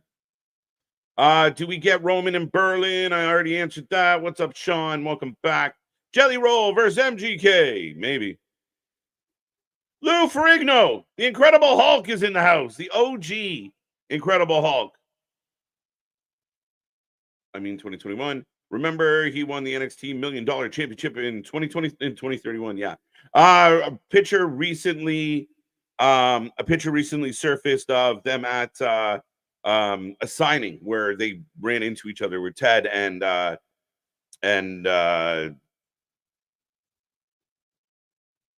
Trevor Lee bumped into each other with the $1 million title. As LA Knight just amping up the crowd. My guy. Go. How does Thunder Rosa and Tiana end the feud? KJ and Nick. It's tomorrow. I can't believe this feud never made it to a pay-per-view. This feud didn't make it to a Dynamite. You're going to do a bull rope match. And that shit you put on Wednesday, couldn't you use the Deonna Thunder Rosa bull rope match to spice it up a little? I know Collision needs something, But fuck, you're burying your good talent on the wrong show. GCW Japan on Monday, Wednesday as well. Yeah, we're going to hold our breath on those ones. I'm not sure yet.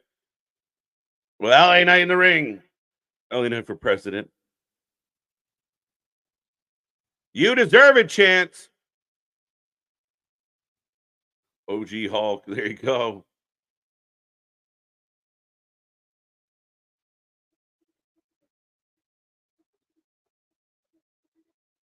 There you go. Logan Paul deserved to get stomped out, and there you go. Yeah. Crowd is loving it. I don't know how I feel about this man's vest. He looks like the Rocketeer. If anybody gets that reference, high five. Wrong show for sure. Right? A little bit, right? Dynamite sucks shit. And you're getting Jericho and you get shit that we don't want. And you're getting Mortis. Why not put this heated rivalry of these two women on that show? Yeah. And I'll be honest, your TBS title should spend more time on Collision than it does on Dynamite, in my humble opinion. The Rocketeer, let's go.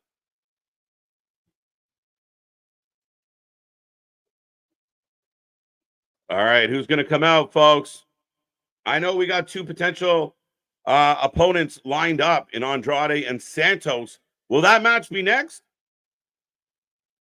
I still don't care much for Knight, but glad he took it off Logan.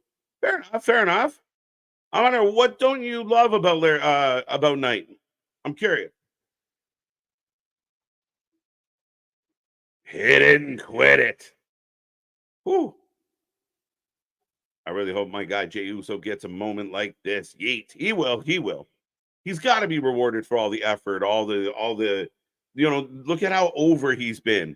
As here comes Santos, and they have been setting up him and Santos. This is why I think Santos might find a way to beat Andrade tonight. Those side plates off fire. Let's go. Haven't seen that movie in decades. No, not at all. I haven't even heard it brought up in decades. That's the fuck. But he looks like the Rocketeer. Tell me I'm lying. Here comes Santos. Here comes Santos. Right down Santos Lane. A lot of TNA wrestlers have been announced for Scott D'Amore's. Yeah, you knew they were going to pile in the love. Probably getting them, a lot of favors. A lot of people want to see Scott do well. And if you haven't heard the interview that's out there with Scott D'Amore, go check that out. He explains himself really well. And he could have done a lot of things. He found out going into Hard to Kill that his job was going to get terminated, and he still did what he did. So that big TNA speech was like his poem to wrestling. And it's I'm excited. I mean, as a Canadian guy, big fan of Scott. We'll see what they can do. Santos with no aura. He's all right. I like Santos. I'm Santa. I'm wrestling Santa. It's Christmas all year round. Santos English is way better than Andrade. We joked about it. Nick and I have joked about it with Santos that he did Andrade's gimmick better than Andrade did it. Like everything that Andrade wanted to be and wanted to kind of portray from NXT up into AEW, Santos did it. Legado was better. Carmelo and Hayes and LA Knights, a very interesting take as well. They have played with that, but I do believe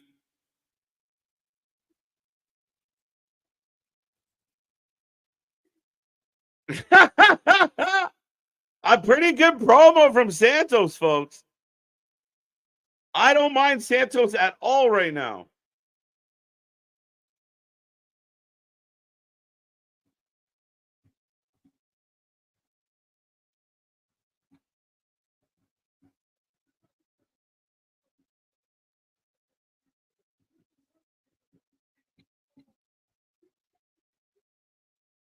Escobar. See.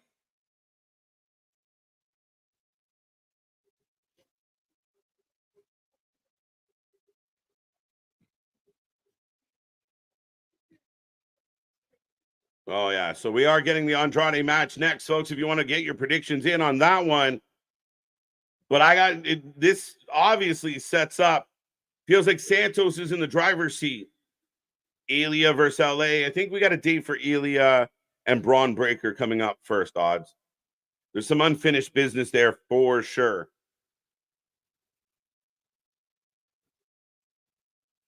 El Idolo. Here comes Andrade.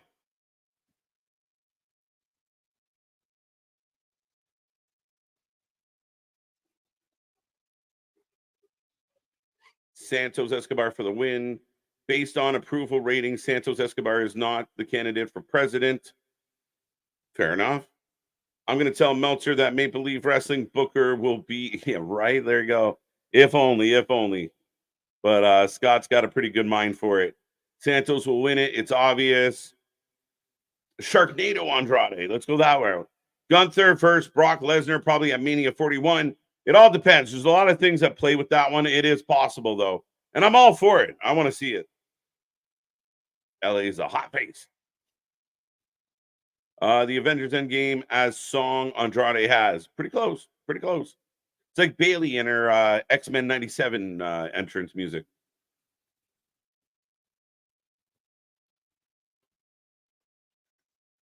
As we go back into commercial break number 6. Up next, Andrade Santos, number 1 contender, to take on LA Knight for his U.S. title, folks. Let me know what you're thinking. Let me know who you're taking and why. And how do you feel about it? Andrade wins, pulls on MJF and says he's a Mex-American champ. Yeah. Let's. I don't see us going that route yet. Andrade winning, Santos Escobar for the win. LA Knight versus Carmelo Hayes would be good.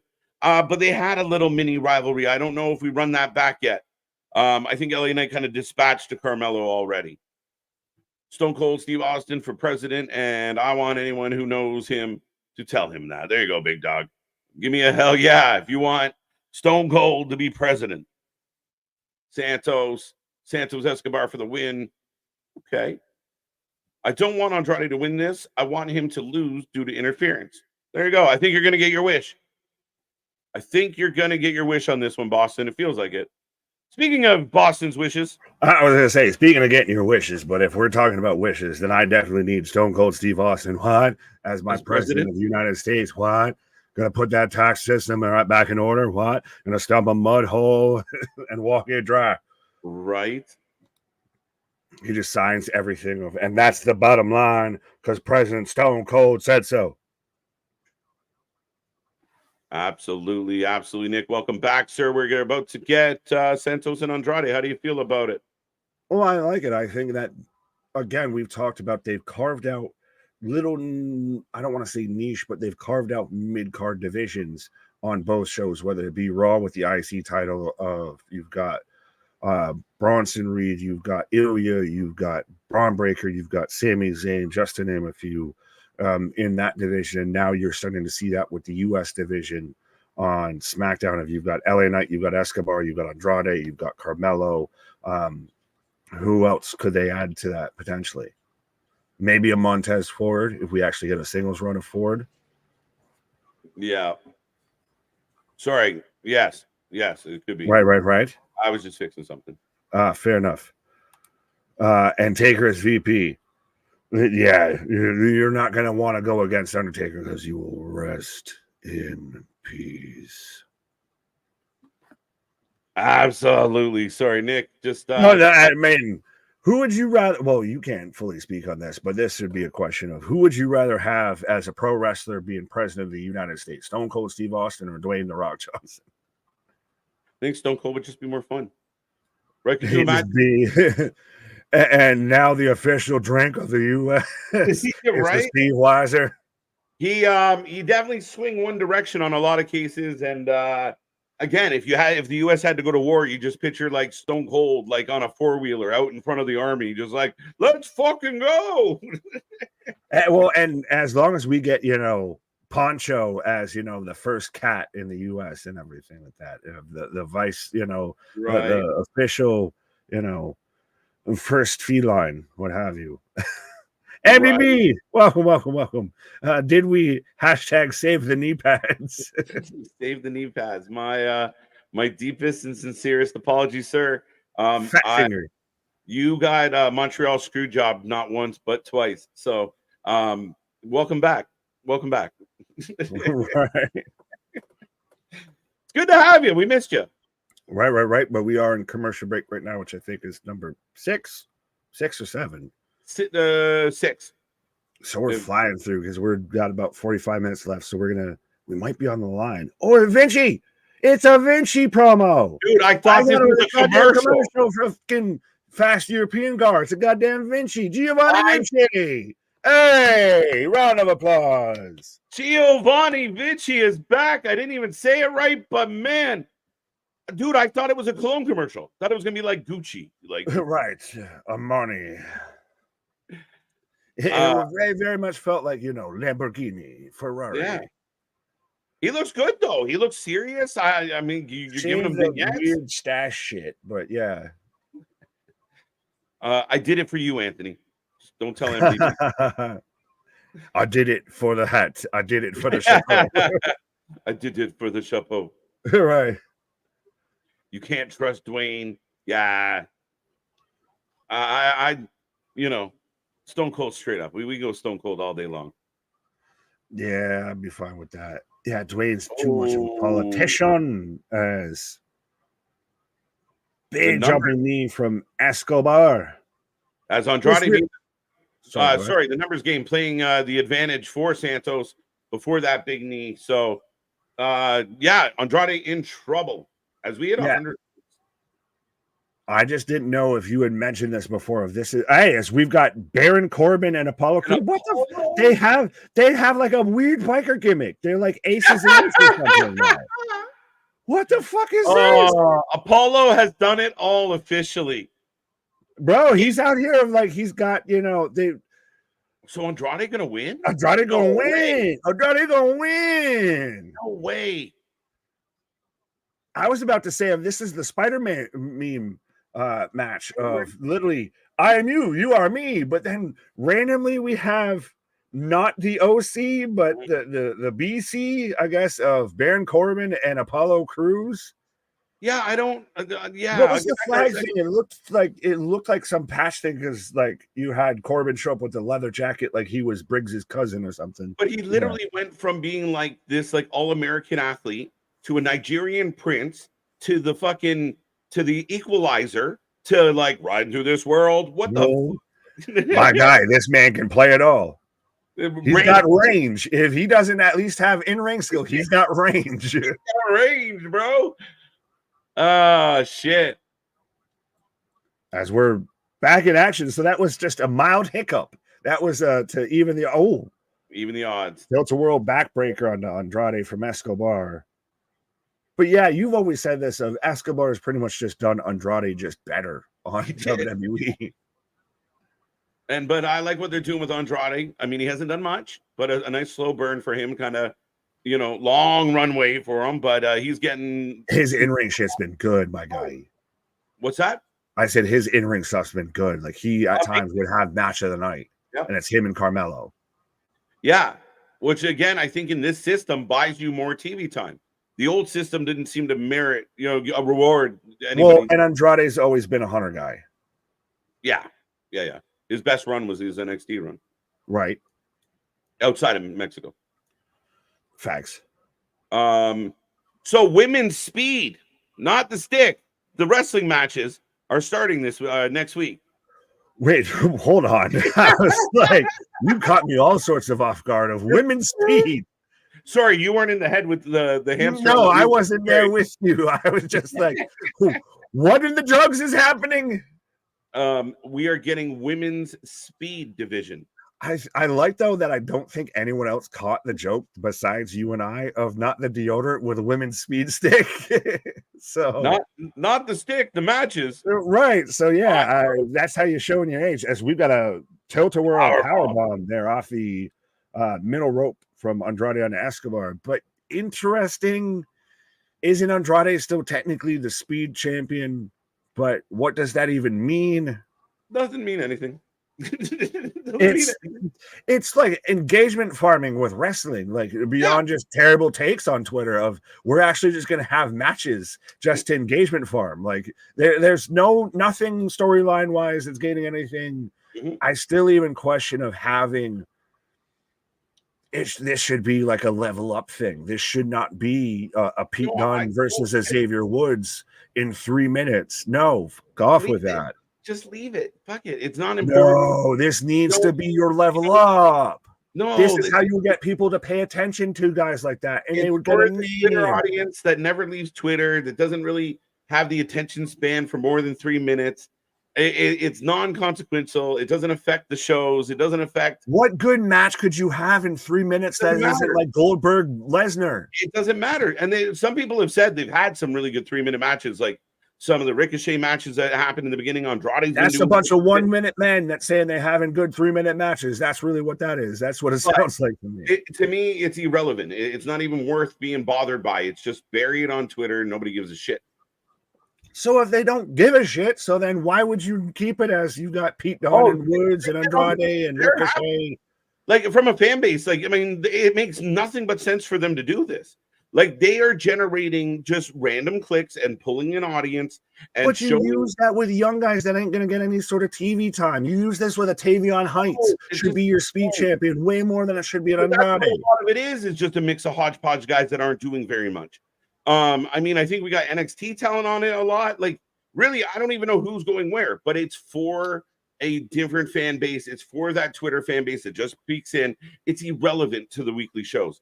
And I have no problem with it. If it starts bleeding into the shows, I will have a problem with it.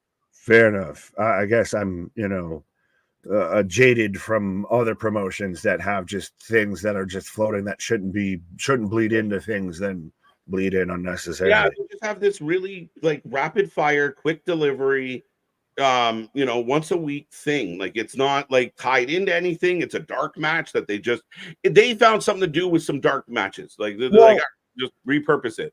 MDB says, I guess Javon Evans just cooked on Speed this week. That's who this is made for. I'm glad I'm 100% should be your Speed champion. No, but I mean, again, Javon's a great shout. But to use guys like Bronson was used in there, Andrade was used in there to get them exposure to the crowd when they're not really doing anything significant. I have no problem with them doing a couple 3 minute matches. It's main event on Fast Forward. Yeah, that's it. Who gives a fuck? But I knew I let you back in for a reason, MDB. Thank you. Right. Dragon leg. Oh, not exactly a double clothesline spot, but Andrade just clotheslined out of Escobar and then kips up. You forget how thick Andrade is. Like, boy is not a 205er, but moves like a 205er. And he definitely bulked up post WWE career as well. But Randy AJ Styles diet, right? What hell of a match is Andrade moonsault to the floor. Brett's rope, the most dangerous rope, by the way, the metal rope. This is where people say the company that doesn't have stories has better matches, but they're up against stiff competition, man. You can't write WWE's matches. Honestly, if you change the letters in front of this, would you not think that this would have been on a Wednesday, on a Saturday, on a Friday? And I mean later on Friday. Sorry, what? I was saying if you change the 3 letters in this, or you just blurred them out, could you not see this on a Wednesday, on a Saturday, what have you? Yeah, 100%. Like this is the type of match they brag about, and like you watch. Yeah, on tonight's SmackDown, says Meltzer, Andrade and Santos was a little too gimmicky for him. Fucking fuck. Just stop ignoring this man's fucking opinion and it'll just go away. It's like, just don't look. Just don't look.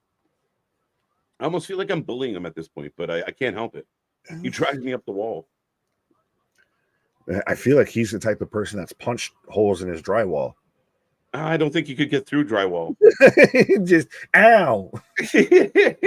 Brian, hit that for me. Brian, punch this for me. Is he C. Montgomery Burns and Alvarez is Smithers?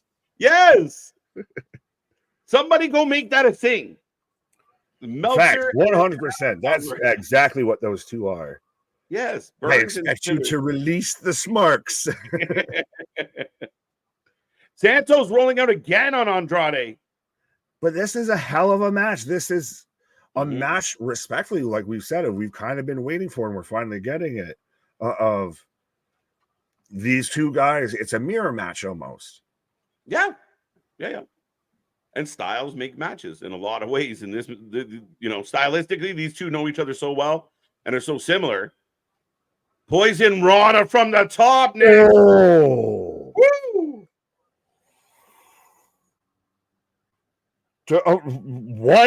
A one count, 1.5 at best. Did he even get close to a 2? But just that Poison Rana just instantly can flip that man. Bang that leg hard. He's shaking it out. I don't know what to trust anymore. Jacob Fatu has ruined it for everybody. Of now, you can look like you've literally broken it, and I don't care. Unless you get carted off and go to a medical facility, I don't know what to believe. Oh, nobody home. Double knees from Escobar in the corner. Super kick. Drop kick from Andrade on Escobar. Again, this has been the perfect punch counter punch match. Of anything you can do, I can do better. Oh, moonsault. Oh, and still, like, how do you prepare for that? Of like, I know you're not going to be there, so I flip into a second one. 2 count. Right. Big kick out. Yeah, a bit of a... all right. Are you sad that they haven't focused this much on Elektra Lopez at ringside? Because girl, you're fine. Oh, wait a minute. Carmelo. The El Distraction. So Santos going to pick up the W. Right. Big knees in the corner. Oh, rolls out. Oh, maybe. Back elbow. 1, 2. 2 count. 2 count. Right. Good match. Great match. Judas. One of the better matches of the week. What's that? I just was singing Judas. That's all. That's terrible. Don't do that. I know. It's bad. It's bad. It's not allowed. Don't you do that. As now Lopez up on the... Oh, and Carmelo moves Escobar out of the way, out of the meteor in the corner. Roll up. Grabbing the tights. 3. 1, 2, 3. As Santos Escobar picks up the win. Which gives us more Carmelo and Andrade, which has been outstanding. Great match for Santos. Santos is going to get beat by LA. Points for everybody on this one. Points all around. It's the best way that you could do this, and everybody comes out looking strong, and you've got your going on feuds. You've got Andrade versus Carmelo. That'll be a thing you can run up the flagpole for a little bit. Right. And then now you've got Escobar going after LA Knight, which again I think we've talked about, you especially, of he'll be probably a heel that just gets fed to LA Knight. Of it'll be a great match, but he's not going to win. He'll take the L, and it won't hurt him too bad, and we move along and we reshuffle the deck. Right. As we are getting a replay from the title win, Jacob Fatu no selling a Poison Rana like a beast. It's amazing to me how many people forget that, the old trope of like Samoans have hard heads. Oh, yeah. It's their one like special advantage. It's their superpower in wrestling. Folks, this is all lies, all lies. Anthony did it to MDB. It was Anthony all along. It was Anthony. We got footage. You're going to have that. That ain't what I'm mad at. Right. You know what sucks about this, Nick? Ciampa and Johnny cutting a really good promo walking in, and then we get this. We are. It's just so bland. Like, I really don't know how to describe them other than like just bland. Like Gap, Old Navy. Like, this is the level of Caucasian that these two guys are on. Of just, it's so bland as shit. It is raisins and potato salad is what these two are as a fucking tag team right now. And for everybody that's out there, oh my God, I can't believe they lost. There's the same people that, oh my God, I can't believe they won.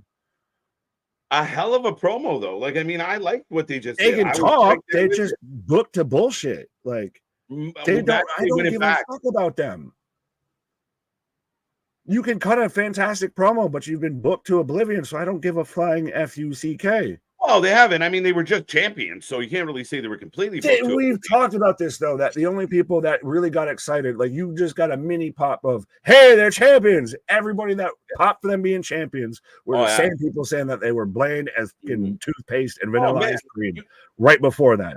You can physically see the people flocking to the proverbial fucking cart, just jumping on the bandwagon. Like they can't help it. Like, wait, and then they lose it a couple weeks later, and everyone's like off the bandwagon and just like, how dare you? We were such big fans. Like, oh, fucking hell. You made him lose in his hometown. Have you not watched wrestling before? Have you never seen pro wrestling? That's the trope. You're lucky if you win in your hometown. Right. As we are coming, so have this match go for a little bit, and then the rest of the show goes to Roman, Nick. Right, but we are getting a video package for Sullivan, my son. Oh, Rick Steiner. Wow. Again, this guy had his presence, his fingerprints are embedded in pro wrestling. Oh, and so much work backstage, WCW, WWE having an influence. There's such a mind for wrestling. Like, realistically, like, he's up there as one of the great minds in pro wrestling of how creative he wanted to get with stuff and how he could really, get behind shit and make it work. Yeah, absolutely. Look. The Taskmaster. There's the big Hulk show. Hogan. Oh, there's your giant spot. The OG wizard. Right? Before Jericho tried to make it cool, someone already had. But it's still crazy of still even thinking in that day and age to where people literally thought this man was a Satanist and was just the most despicable human being, to where literally, you're having to hide to get out of the arena and everything. Because he was the epitome of evil. Classic matches with the likes of Dusty. In a more colorful 80s wrestling, he was a great heel for Hogan. Just so, like, again, had such a mind for pro wrestling that can't be, denied here. Like, as great as he was, as creative as he was in ring, his outside the ring stuff, I think, is almost more impactful. Like, he was the booker man for a good while in WCW. That's still always, booker man. Rest in peace, Kevin Sullivan. Rest in peace, T's and P's. 100%. A legend, an absolute legend, folks. So, again, good on WWE. Nice little homage to Kevin Sullivan. 75 years old, 74, 75? Around there, yeah. But what an incredible life. Pictures you saw there with Andre going all the way back. And a guy that was in the business for so long. And like you said to start the show tonight, it's just an absolute ripple effect, like one of those seismic ripples when a guy like Kevin goes. Well, and like you said, he's had such an impact on everybody in pro wrestling, on whether it be WCW, ECW, even current day stuff, like you even said with Bray and Bo.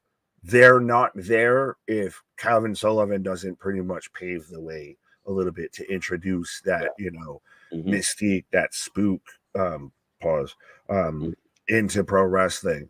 And not even just beyond of, he was really creative with the dark side, like just was creative and integral in pro wrestling, like knows how to put on a good pro wrestling match, knows pro wrestling, he like the Ric Flair of, spilt more liquor than you've drank and everything. This man's forgotten more pro wrestling, more good pro wrestling than I think any of us could watch.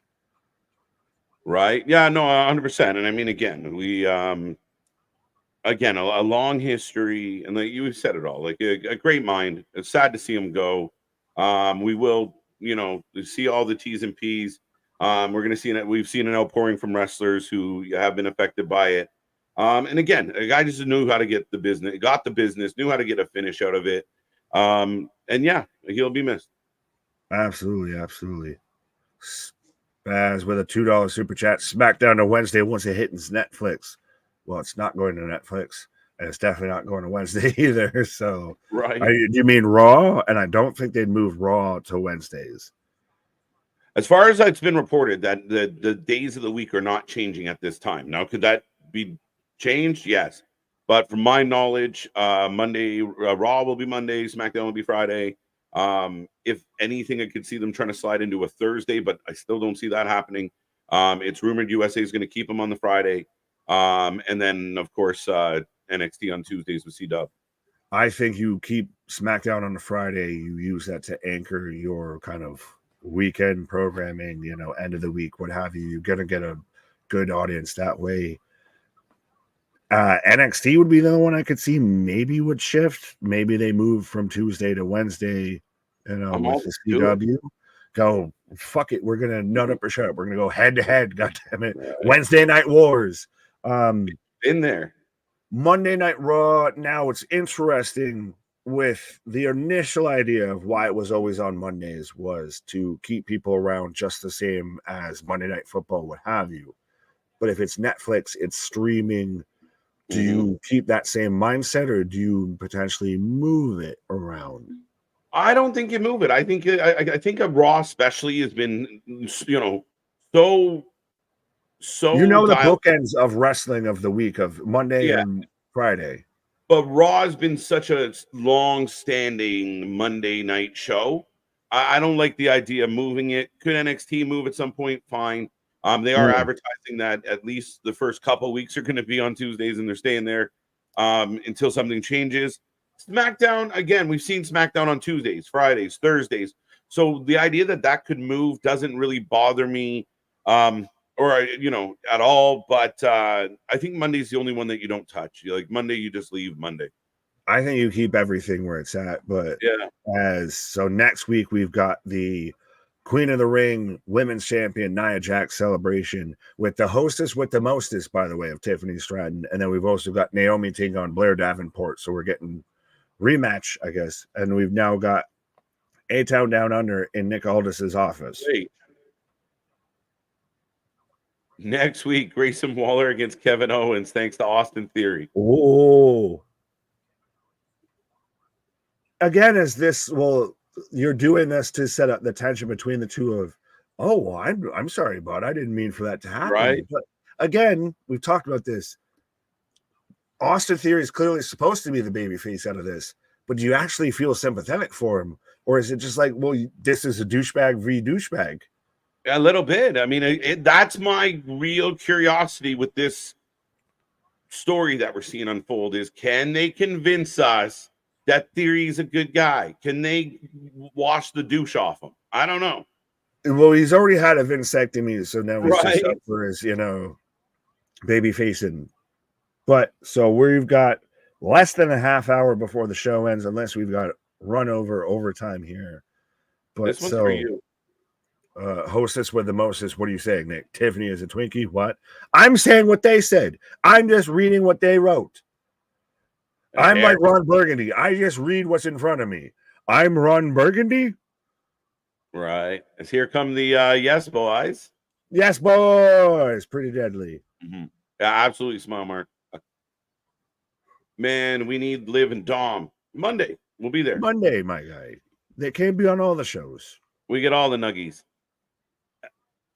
Elves versus DIY. All the nuggies. What? Right. Elves versus DIY. Well, is this Keebler versus DIY then? Because DIY kind of are the same stature as elves themselves. No, it's not far off. Press play. Welcome. Will people still want to watch wrestling on a Friday night? Most people out of the house on a Friday night. Is that a good chance to change this? Maybe, but I still think they know that there's a good amount of people out there that want to stay in on a Friday night and we'll watch it, and the ratings have been fine. Remember, Friday nights gets more ratings on average than Mondays. Even then, if you have a Roman Reigns, and depending on how you want to go with it, you could have this being, you go to your local watering hole, what have you, and this is on a TV. You know, the NFL game's on one, and this is on another screen. What have you? Anything like that. You're not going to go to Thursdays because you're not stepping on TNA's toes. You're not going to do that. Be really interesting if they moved it all the way till Wednesday, because then that's just just peeing on your head right now. Yeah, we're peeing on your head, and you're telling us it's raining. Oh, if they move to Wednesdays, you might like. Holy shit! Pack it in, boys. It's going to be a sad scene. It's going to be like a Kool-Aid driven scene if that happened. Like they're a good collective of people just all sipping the Kool-Aid together. See, yeah. 101 likes. Let's go. Right. Let's see if we can get back that up to 101 congruent viewers here. We were at triple digits for a good minute, and now we've been dancing with it. Keep it up. Did someone mention me? I want my Samoas, not my Samoans. I want my Samoas. We were close. Right. As here we go, up and over for the commercial spot. Yeah, we're gonna. We gotta wait until they pop on the. They pop on the apron, the double clap, and commercial. There we go. It's bad that you can predict the commercial spots in their match, my guy. Like that's bad. Yeah, I don't know if you should have a repetitive commercial spot. I don't know if that's a good thing. Right, yeah.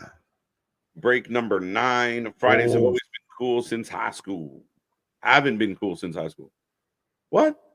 Oh, Oz, you wait until I don't know your age, sir, but you wait until you get older. Fridays at the end of the work week and everything like that. Or heaven. They slap my guy 100%. Yeah, they pop pretty good. Let's be real. Exactly. Pause. Yeah, you very much just count down till Friday. Everybody's working for the weekend. I'm hungry for a Keebler cookie. Pause on that, sir. DIY for the win. Yes, ladies and gentlemen, we are in commercial break number 9. So one more for the over, and with 20 minutes to go on the show, it feels like over is going to be pretty good bet at this It'll be interesting though, because do they just let Roman close it out? Yeah. Now this is though when we need a hashtags like sponsor. We need Keebler. We need the fudge cookies to sponsor us, so we can just instead of you can pull out that fudge moment of the night. Hey Keebler, hook us up. Let's go. Tell your elf brethren. We want an fudge moment of the night. Sold. Right. And if we get some samples of the cookies, that'd be wonderful. AW comes with 10 pitchers. He's talking about the commercial breaks, but yeah. Yeah. I mean, I don't see the problem. I don't know why people are like, I hate this pitcher-in-pitcher shit. I don't get the big deal. I don't even think at this point it's the picture-in-picture. I think it's is it almost that they're interrupting their commercial? Is it that way? Yeah, Has it gone full circle that way? I'm like, no, there's nothing to watch the commercial. Right. Yeah, that's kind of funny. That's the thing, though. Has it been to honestly, do you need a picture-in-picture Chris Jericho segment? Or no, I'd rather just take full commercial. Just give it to me. Yeah, give me a full commercial. Come back when he's done talking. Life would be so much better. Right. I'm hungry. All right, Keyshawn. I don't know why you're telling us. Tell your mama. Did the Prime commercial SmackDown vs. Raw 07 OST? Did the Prime commercial had the Wait, what? I don't know. Oh, original soundtrack? I guess is what you're asking. I missed a Prime commercial as it is, so you got me swinging on all accounts with that one. Right. But ladies and gentlemen, we are back to the action. Johnny looking for a tag. Pretty Deadly seems to be in control coming out of the break. I'm going to read this and leave it as is. Christian saying, who can imagine Eric Bischoff as president of the United States?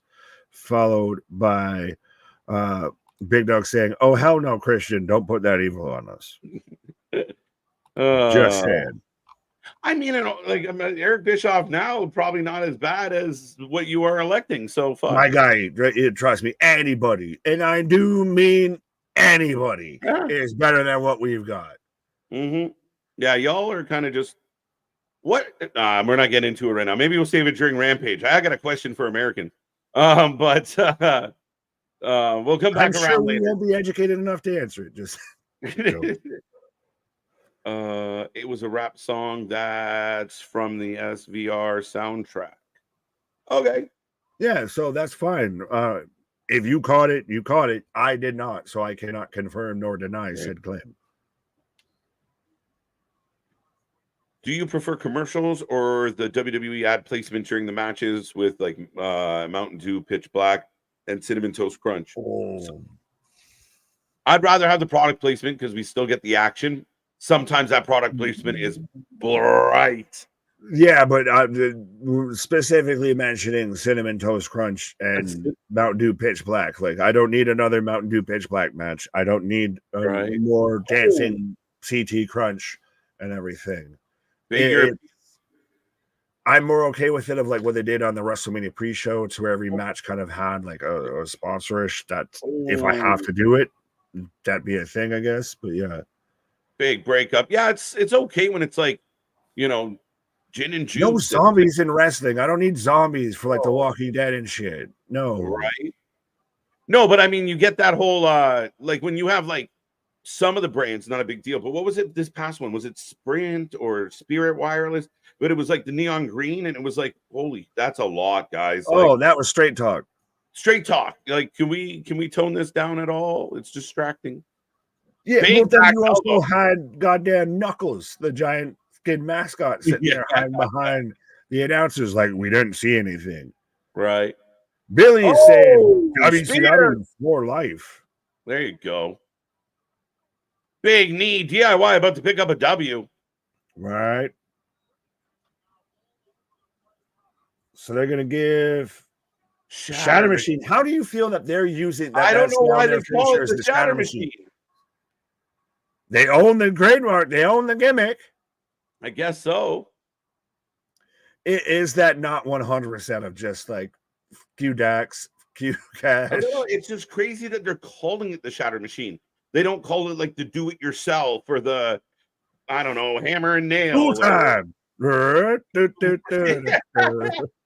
The Icky Al Borland. I don't know. I don't know. Right.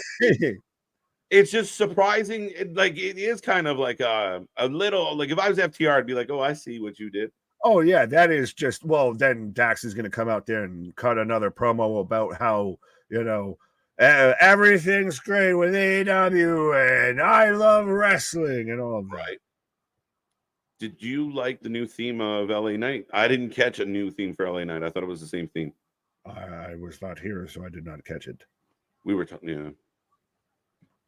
4-0, 4-0, 4-0, 1.8. I don't know what 1.8 means. Version 1.8. Oh, good. 2, 4-0, 4-0. DIY using the Young Bucks move now. No, they're not. Oh, no, it's FTR's move. Oh, well, he's saying with like the double super kick. The Bloodline. He's not here. Are they talking about Joe? Jacob. No, that's Joe. Well, Joe, yeah, Samoa Joe's not here. Yeah. And I was like, do you mean Joe as in Roman? Yeah. And just breaking all the kayfabe. No, I want Samoa Joe. Not here, man. Yo, if they could bring in Samoa Joe to be at Roman's side to help him, the place would light up. The Samoan Josephs. Now, what if this is playing into the fact that Jacob is with Roman? It could be. I think it's still you could have it be a double agent, but I also do think that it'd being crazy if he's the double agent because he's the most like hard in the paint guy for Solo. But yeah, it would. I think it's just ultimately to avoid the confrontation between Roman and Jacob because that's going to be a moment. That's going to be something that they use and they replay 1,000 times over. This is going to be crazy, folks. As Solo Sikoa is coming out to the ring with 2 members of the Bloodline. They acknowledge that they haven't seen Jacob or heard from Jacob. As we go into commercial break number 10. So 73% of the chat was correct. Right. Over. Yeah, it's going to be interesting. Does Jacob come out here and completely just turn sides. That'd be interesting. Yeah, people have been alluding to this idea. I don't like it because Jacob's the biggest, baddest dude in the fight. I don't love him being on the babyface's team. No, I want Jacob versus Roman. That's to me the match I'm more excited for than I am Solo versus Roman. I know we're gonna still get excuse me, Dwayne versus Roman at probably WrestleMania 41. Yes. But I think between then, like you said, like you've wanted Jacob versus KO. I want Jacob versus Roman. I think honestly we both want each other's matches too. There's a lot you can still do with Jacob, and if you align him with the babyface, gets a little hairy. A lot of those go out the window. Right. Sorry, having a contact issue. But Jimmy shows up tonight, hopefully. Liv and Dom has a dark match. Yeah, someone said that earlier. A dark match for Liv and Dom. Very interesting. We'll see. Maybe it'll be on Speed. Well, they might be on Speed in a different way. No, that's just the bedtime with Dom. That's the endorphins. What? I just said that's the endorphins. It wasn't enough to stop and focus on. They're Islanders. MDB Fire is a heritage. Yeah, it's I saw that question, MDB, about their very similar themes, very Samoan-ish, very all about the fire and the energy and the warrior. And yeah, I think they've nailed it. What do they need to come out to? What can I say except you're welcome? Right. A. Jobson saying Roman was holding Solo back. I mean, I do like that it's very much developed of what we've seen develop with Solo, of he's very much coming to his own, but it wasn't of him holding it back. I think it was helping him cultivate that think about it. Everybody from the bloodlines pretty much came out on the better end from it to an extent. Maybe not Jimmy. Jimmy's the only one that's gotten, the short end of the stick here.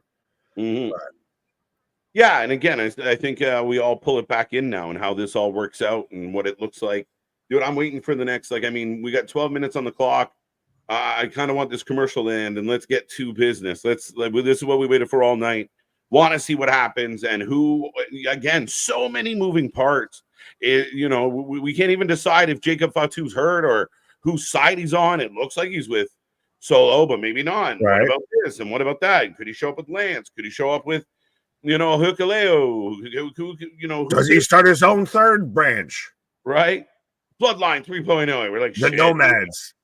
The Nomads. You imagine Bloodline Nomads? It's like him, right. Zilla, Joe, the other, like the Joe, I want Joe. Uso.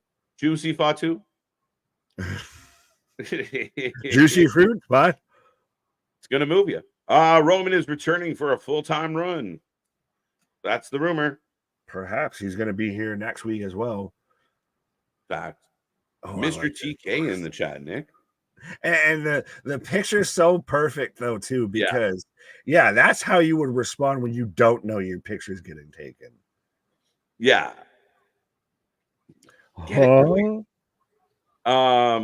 With talks of PLE in Italy and the vignette for Giovanna being shown, would you see this as the first step in him being a top WWE star? You know what? I didn't even connect those dots. I saw the articles today about Italy, and now just in time, Giovanni gets we're going to Berlin. We're gonna get the good Paisan. We're gonna get him going after the U.S. title. We're gonna get Tony D'Angelo on the card. We're gonna get Ariana Grace. We're gonna get all the Paisans. Everybody that name ends in a vowel. Part of me worries that Tony D might get booed in Italy of like, that's not us. Stop acting like us. Right. I'm Italian. Oh, you're a jabroni. LA Knight US champ. Yes. Billy. Yes. Giovanni would be the most, I guess, like close, like Italian, but it's still Americans' perception of what an Italian is. Of you like fast cars, you like Gucci, you like Armani. Giovanni versus LA Knight for the U.S. title in Italy. It writes itself, folks. Acknowledge me. Oh, blacked out. Son of a bitch. God damn it. Darkness impersonating me. All that I capture, all that I see. I'm going to have a dent in my desk because every time I slam my hand in the same spot because of this. Jesus Christ, Fox, grow up. Stop being so You're childish. the same company that airs The Simpsons. And somebody says, holy shapoopy for you, and it's just too much. And they've aired more than that. And again, you get live sports events all the fucking time. Are you going to blank out the fourth quarter because the Green Bay fans can't stop cursing? Like, what are we doing? I was almost going to go like Cartman. Fuck. You grow up, Fox. Jesus Right? Christ. Hashtag grow up, Fox. Whoa. Ronan out here saying, acknowledge the original tribal chief. Now, with him being the original tribal chief, does that mean that Solo is a tribal chief? That was my question. Roman's the original recipe. Here he comes, Nick. Roman Reigns is back. Acknowledge your tribal chief and acknowledge your tribal stream 100%. Oh, and then literally they even got the graphics of OTC. Yeah. Sponsored by Prilosec. So don't just bring them back the same old. Bring them back with a bit of an upgrade, a little bit of a new The shine. the only one. So see, we still don't know. Everybody's confused. Dragging it out. There he is. Oh my God. I still just remember the guy, like the guy that's just losing his mind. And that's why he's the GOAT. The GOAT. Right. That's 100% Roman Reigns coming out here right now. Epic. As the pyro goes off. And I think I might have said this either last night or earlier tonight, but I think the temperature in the room just dropped about 10 degrees because everybody's asshole just puckered up real tight because Roman Reigns just walked in the building. Bloodline not waiting. Here comes Tama. Spider-Man! An instant disease, a clothesline. Oh, don't Tongaloa, you ain't doing shit. He ate the stairs. He didn't miss the stairs, my guy. Wow. Yeah. No, there's a catch here, though. Roman's got the stairs. I don't know. As Roman's just gonna instantly stares to Tongaloa and then stares to Tama Tonga. Bro, he is the world leader. This is goddamn Thanos just came back. The King of Kings. You know, the Alpha to your Omega just showed up.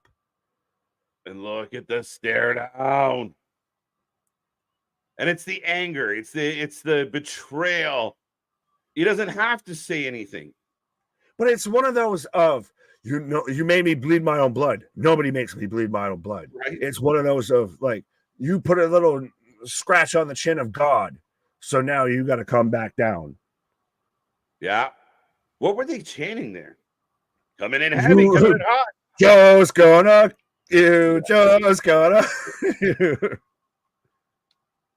As we're about to get Roman and Solo staring eye to eye. Listen to the crowd. This feels so big, and you wouldn't think before this would feel as big as it does. Just God damn. And even the little head roll. There we go. Throwing hands. And just walking through him.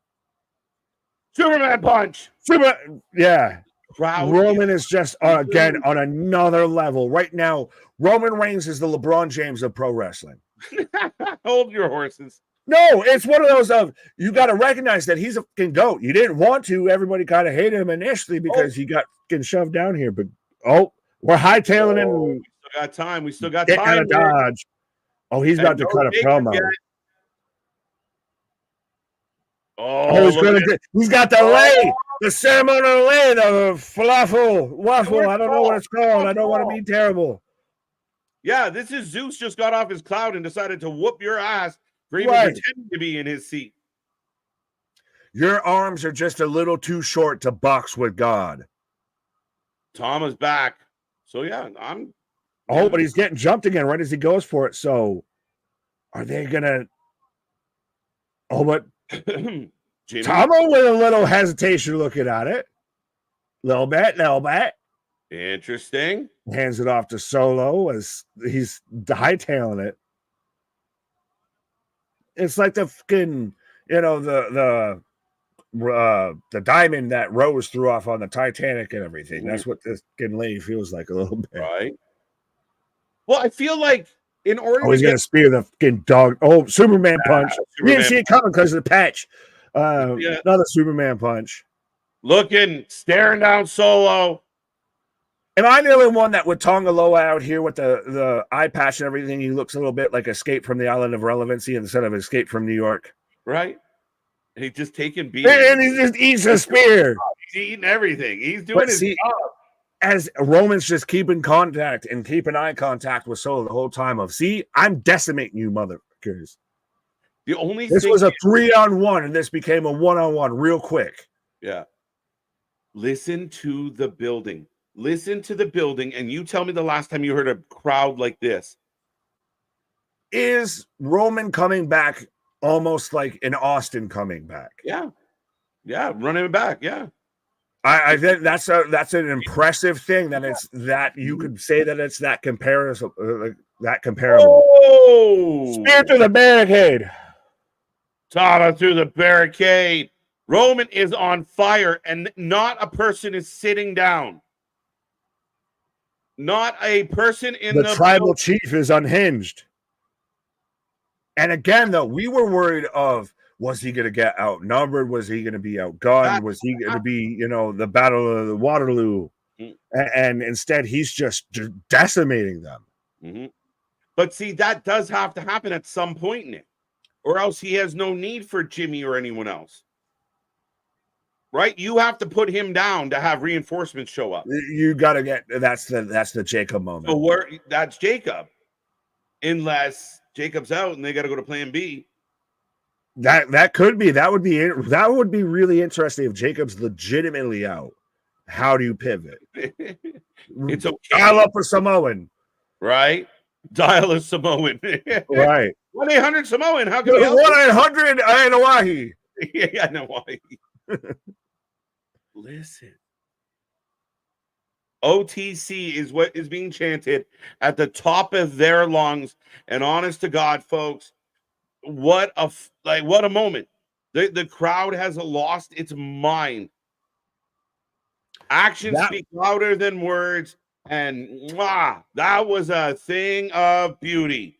Chef's kiss one, and to me, like I said, even if anybody doesn't exactly agree with it, to me, just personally, and why that was such a great moment, because it reminded me so much of when you'd have like Taker comes back as the corporations in the ring.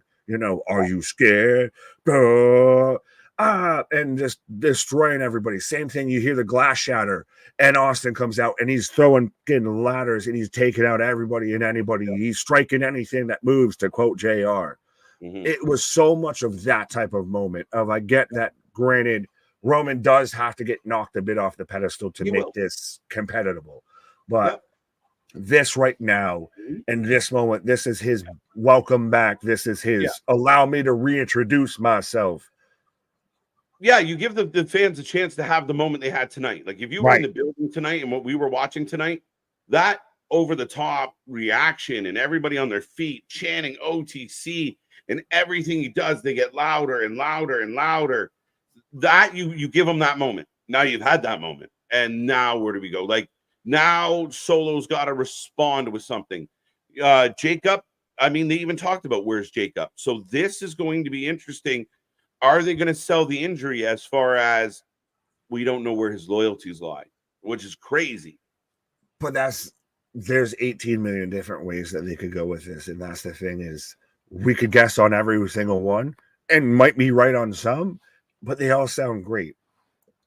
They really do. And I mean, Roman looked like an absolute badass. The building was on fire. Like, I mean, that goes back to some of the big moments of the year, as far as I'm concerned, I mean, he is every bit of the champ. And it's like anything else of, you don't need a long promo. It's you disrespected me. I'm here. I'm not here to talk to you. I'm here to remind you of who I am, and you keep my name out of your mouth, and how dare you even think about it.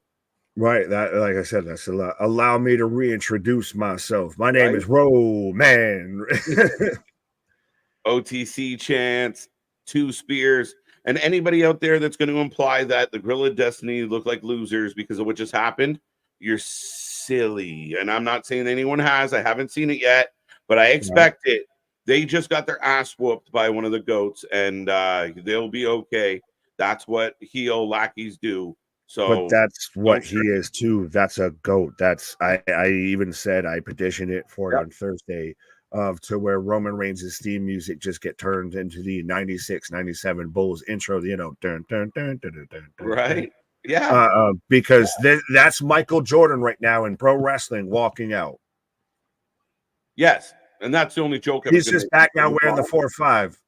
Yeah. When you said LeBron, I was going to go, hold a minute. Maybe he's Jordan, but too much shit was happening to get into that conversation. No, that's fine. Well, right now, as I've got Rampage as we had a little bit of a tribute to Calvin Sullivan as we're starting off with the Butcher versus Darby Allin. So what I thought was going to be the main event again kicks off the show because they do Tony it backwards. Khan just books shows backwards, I guess. On Fridays for sure. Like, I mean, we talk about it all the time with Dynamite, but I think it's like, which is a terrible message to send your fan base of like, we have a 1-hour show on Fridays. We're going to give you the best shit first. And if you want to tune out by the end, we get it. It's late. Like, I think they do that because of the taping aspect of it. So they have this match, so it keeps everybody there. And so then they'll just dissipate by the end of we start off the taping hot with a big match. So it keeps you in your seat. Yeah, because everyone here is falling asleep. Like, not us though, but I know we have a bunch of ratings in the chat if we want to roll through some of those for Friday Night Smackdown. Sorry, excuse me. 10 out of 10 for me. That was epic. Perfect. Solo doing all that talking out the ring. LOL. Yeah, that's what you do. Savage. That's what I love about it. It was savage. It was again the heel literally just whooping some ass. Like and that's all it had to be. It was perfect. Right. It was like you said, it was like an Austin return, or when Triple H comes back, or all of a sudden a baby face comes walking through the curtain, and just how fucking dare you? And everybody's been waiting for it for weeks. Yeah, it's one of those of you have, say, an Austin shows up and he stuns Stephanie and he stuns Linda and he stuns Shane, but Hunter manages to get out of there, quicker than a hiccup and just slides out and is able to just walk off like nothing, and is just kind of taunting him at the top of the ramp and everything. But the second he starts to make a run towards him, he hightails it. It's very much reminiscent to that, and the reaction that Roman got. Instant, just an OTC chant. The man just debuted the gimmick on Saturday, and already we got chants. And we still we haven't established what it is, but it's on his screen. Like, they changed up his entrance. They're just going to leave it ambiguous like that, so it's all encompassing. Yeah. Eventually, Roman's scheduled to be there next week.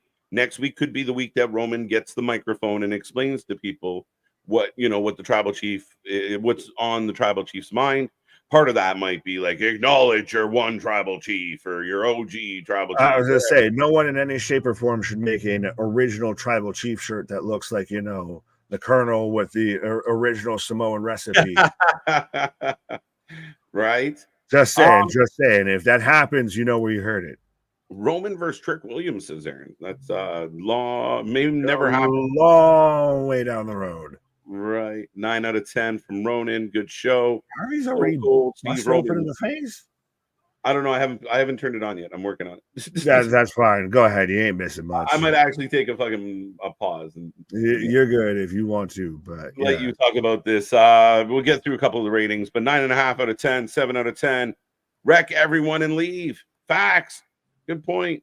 Facts. 9.68. Outstanding ending to SmackDown. 10. Fully agree with Anthony. Everyone's happy. So Monday and Friday deliver for a lot of people. Drugstore Cowboys, 7. Okay, I can go with 7. I respect that. Like a rhinestone cowboy. Right. Have an amazing night, Braden, Jordan. All right, so 8.5. 10. What do you think, Nick? What do you think tonight? 10 from TK. Holy shit. 10 from Timmy. Well, and again, I think it was Anthony that brought up if you go from calling this company the wine scene of wrestling, and then now you want to partner with them. Interessante.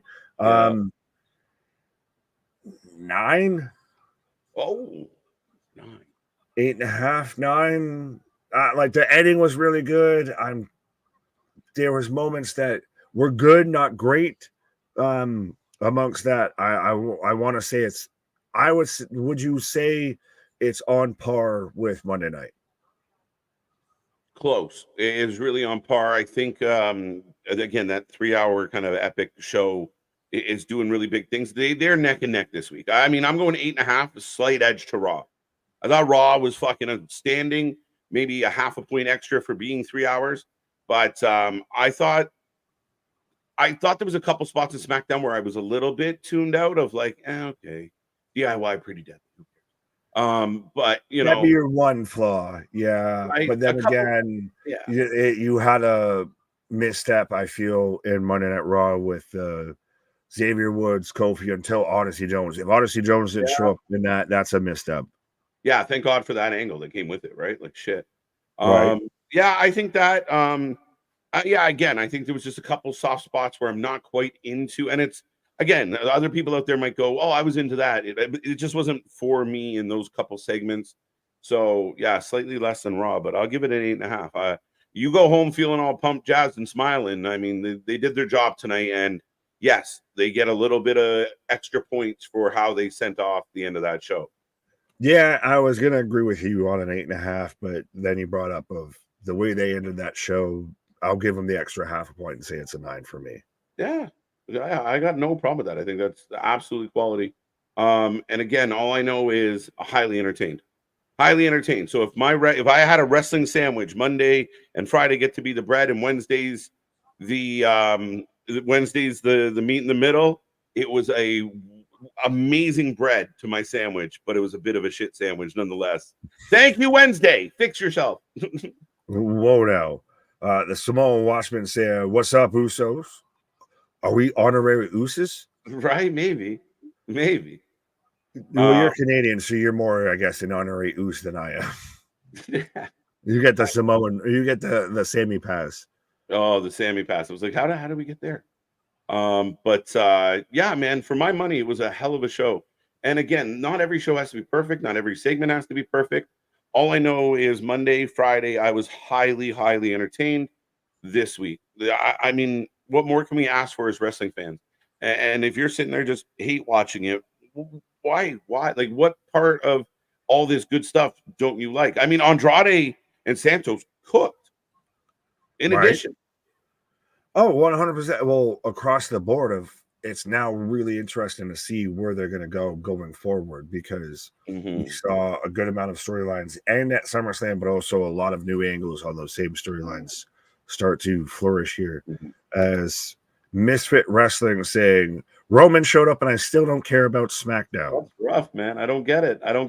SmackDown is still the C show. So what's your A and B? I'm assuming A would be Raw. B would be then NXT, Dynamite. Yeah, how are you looking at it?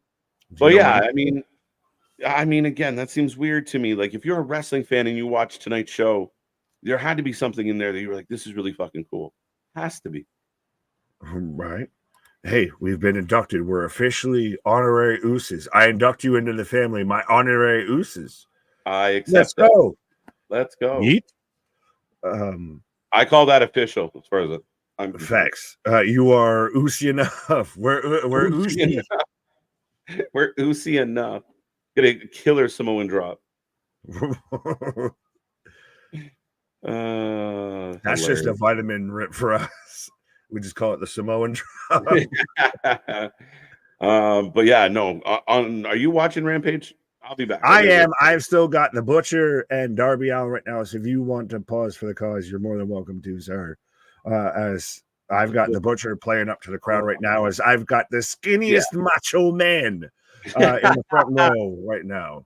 Right. Even the Macho Man's on each show where even the Macho Man was better. Even Macho's anemic on this anemic ass wrestling promotion. There's anemic ass wrestling show. Right. Tope Darby Allin, as this man goes throwing himself out the window, as KJ might have done that as well, hopefully. At least he took a pane of glass bump. But right now, Darby Allin in control. Is it? I know we're talking about SmackDown, but is it just weird to me, and I don't think it is, but that we already have Darby lined up as the number one challenger for whoever wins between Danielson and Swerve. We have one man's career on the line, but we already have a number one challenger lined up. Why don't we let anything breathe? And also, we didn't need Danielson's career to be on the line versus him versus Swerve to make it fucking compelling. Now it almost feels like you're telegraphing. But then now you've got Darby involved and just waiting in the wings of, you didn't need to have that. A 2 count from Butcher after a powerbomb and a pin on Darby, 2 count. Yeah, I don't like having challengers lined up like 2-3 steps ahead of who they're going to face. And I've heard Hangman versus Double J at All In's going to happen. I have seen people talk about that. I think that would be really interesting. You know what that would have been? The Owen final if you did it without having Danielson involved. Just saying. But yeah. Well, no, well, fuck, because they had him do it in the goddamn quarterfinal. Anyways, but yeah, it's interesting to me if you don't have Hangman versus Swerve, and that's to me your telegraphed biggest match, and you're like choosing to avoid it. Coffin drop onto the back of Butcher. Darby with the stupid sexy rear pin for a 3 count. A sloppy ass pin, but it's so interesting of at times when AW will have the most obvious booking decision in front of them and will get annoyed because they go for it and it shouldn't, and it doesn't really work or what have you. But this one needs to happen and they're running away from it. But anyways, if SmackDown is the she show, Rampage is the bathroom break show. Ho ho. Strong statements from Philly. You're not exactly wrong. This is why at times we kind of call it the SmackDown overrun / we're watching Rampage. I've got Alicia, a tout, known, I guess, according to Britt Baker, shit stirrer in the women's locker room on AEW. But yes, I have Alicia Tout interviewing Roosh right now. So, but Callus gets involved. So is Roosh going to be the newest member of the Callus family?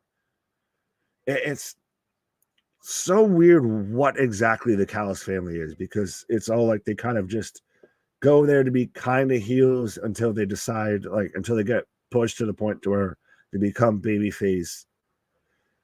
And good God, though, with Callus out here and even that scar on his head, he's looking more hot doggery, more leathery as the days go by, I feel. Darby beating that guy looks so fake. MDB, I don't think. I'll say it this way: which would look more fake, Darby beating the Butcher, or if Bobby Lashley goes to AEW and you have Darby beat Bobby Lashley? Because let's be honest, that's probably a thing that would happen. So I don't think it's too bad. I think you could have done it more of really to set up of him chopping him down to an extent. I wasn't fully focused on the match. I thought that was going to be the main event, and instead they use it to open the show. But right now we're getting a whole promo back and forth between Callus the Phallus and Roosh, as he's instantly fired up here. I think I'd rather be part of the Manson family than the Heenan family. Never looked better thanks to Callus. Fair enough. Yeah. Well, I don't know about the Manson family, my guy, but please keep this unhinged, Roman, says Ridge. I think that's where it's really going to get to. Of he's going to go more tribal and primal. If he's going to be, I'm going to show you why I am who I am and how I got here. You thought that I was weak because I had the wise man, because I was the weak one. Because I had a don't go CM Punk policy, because I kept my family around me and everything.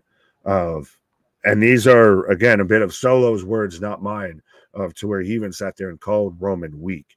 So Roman's going to really establish of why the fuck I'm not weak. Don't take my kindness for a weakness. 100%. Don't do that, because I will smite thee, O mighty smiter. I will come down upon thee with great vengeance and furious anger. As I'm in commercial break right now, as I'm getting the goddamn Temptations cat commercial. I'm amazed my cat hasn't started meowing. So what's your point? What? Can you imagine Brock Lesnar jobbing so someone like Marco Stunt or Leo Rush? You can't. Well, if he went to AW, it can happen. I don't think we go that way, and I also don't think, honestly, I know that there's been people that have speculated about the idea of Brock coming back at some point, and potentially at the Royal Rumble, what have you. I think Brock's just done. I don't think he needs a send-off. I don't think it really kind of fits at this point even. I think he's just done. He's out there in Saskatchewan, hunting reindeer and, Rudolph and all of that, and just living his best life. He's just being, just an insane, the alpha male of our species of a dad, I guess. As I really like the Andrade and Santos match. 100%. Andrade's been great of what they've done with him recently, especially him and Carmelo. Those matches have been phenomenal, and now seems like we're very much setting up of that being the continuing feud. But as I'm still in a commercial, I will remind everybody real quick, as again, KJ's on a pause for the cause. We're rolling through Friday Night Rampage here right now, and still talking about SmackDown. We are the Wrestling for Life Network. We do this for anything and everything when it comes to pro wrestling. We're back at it like a jackrabbit tomorrow for Saturday Collision. We'll be here live at 7:45 Eastern Standard Time, and still rolling through covering anything and everything. We're even at the point to where our wrestling promotions are asking us to cover them. So 100% be a friend, tell a friend. You're being a bad friend if you're not spreading the good gospel or wrestling with them. You're doing your friends a disservice. So absolutely, make sure you hit that like, make sure you hit that bell notification to let you know when we pop up covering anything and everything. Who knows what might break in the world of wrestling at this point? We'll be here live covering it. Jeff Jarrett better have a match at all in. I'm down with that. Get him and Grado again. Grinch, I agree. I think Brock is just going to ride under the sunset. Absolutely. He's going to take his, and it takes the tractor another round. He is going to ride off with his little, forklift tractor and everything and just go off into the sunset and just stay up there in Saskatchewan. Only way Brock comes back if he and Gunther have a final match against Gunther or Braun Breaker at WrestleMania. I still don't exactly like that idea, because that's very much a Vince idea. Of how that came about was not a Hunter thing. That was a Vince thing of probably Brock was just gonna, go over in 10 seconds. As I'm getting I believe a replay of Hangman just going at all of the total nonstop assholes here with Jay Lethal, Satnam Singh, Sanjay Dutt, and Jeff Jarrett. Yeah, there's rumors that it's going to be Jeff Jarrett and Hangman at All In. That people brought that up while you were on your pause there, and I'm like, I got caught up of like that could have been the finals for the Owen, but they kind of just bumbled it, what have you. But I still wouldn't be terrible with it. But it's still you have Hangman versus Swerve waiting there, and you're just like choosing not to do it. Yeah, it's baffling. And again, I think that Hangman Page's return's been odd, because I thought there was an opportunity for him to really be a heel. I admit his promo on Wednesday was one of the best parts of the show. Like there wasn't a lot to dig into, but I thought his promo was awesome. He was fired up. He was energized. And I'm like, they need more guys like this, which is odd because I've been usually pretty critical of Hangman. So, I mean, I got to give the man his due. I just think his booking's been terrible. He could have came in during Anarchy in the Arena and helped the Bucks and really like dug into like the anti-CM Punk crew. And it would have mattered. And then you could have pushed him as the kind of like the front guy of the group with Okada and Jack Perry and the Bucks. And at least you have a guy that's viable that could go after Swerve with help from the powers that be. And you really set up this anti-establishment babyface for Swerve. and none of it worked. None of it. But what are the powers that be? Honestly, I don't think they know, and we certainly don't know, because is it Danielson? Is it Tony? Is it the Jacksons? Who's the power at hand here? Who's the power at large? That, I mean, again, and that's part of the problem here is like you went through all this shit. You got Okada running the show from a dressing room. You got Tony at Gorilla. You got Christopher Daniels. Like I said last night, like, I mean, you have Tony Schiavone to stand up and deliver an announcement instead of having Christopher Daniels come out and announce that Britt Baker's coming back from suspension. You didn't need to address the suspension, but you didn't also have to play broken telephone to do it either. Yeah, well, which is the worst sin, of that you played broken telephone or that you even announced that she was suspended? Because if you're a casual viewer, if you're not a Twitter mark, then you don't know what the fuck they're talking about. Well, what's worse? Yeah, you're right. Like that becomes a very valid question of like, what's worse? You know, doing a situation that you shouldn't have done it at all, or passing on information that, you know, of secondhand announcing, I guess. You castrate your authority figure. Yeah, sorry, MDB distracted. No, you're good. Yeah, no, I mean, that's my issue, is that it was an unnecessary segment and you did it poorly. What the fuck? Like, at least if you do something wrong, do it well. Like, think, you know? Is that their one strong suit? If you're at least going to do something bad, do it well. But as we've got Rocky Romero taking on Wheeler Yuta right now as Ref Aubrey out here. Don Stevens officiating this match. Yeah, Don Stevens in the house. So yeah, we're rolling through Rampage. Brock versus Braun. No. I heard you talking when I was returning from a break. There's got to be a significant amount of distance between any allegations, any connection to Brock and what's going on before they even consider this. And I don't care whether people think it's right or wrong, until he is distanced from it completely, we will never see him. He won't put himself in the public eye to have those questions asked, or even have those stories come up, because if he shows up, that's going to be the conversation in a lot of circles. So I think that needs to be addressed before anything. And I don't even know that he wants to. He was such a Vince guy. Well, 100%. Christ, he walked out. Remember when Vince initially stepped down? He walked the fuck out and everything. You're seeing guys who are Vince guys and pretty much know that the sun's setting on their time in WWE, because he's sunset. And I think Brock's really one of those guys, even before any of this, was already at the drop of a hat, just goes and just stays off in Saskatchewan on a farm, just doing God knows what, just being big, shit like that. Just killing animals, just being badass, just being scary. That's the thing is, do you see ever Brock Lesnar getting like a retirement send-off?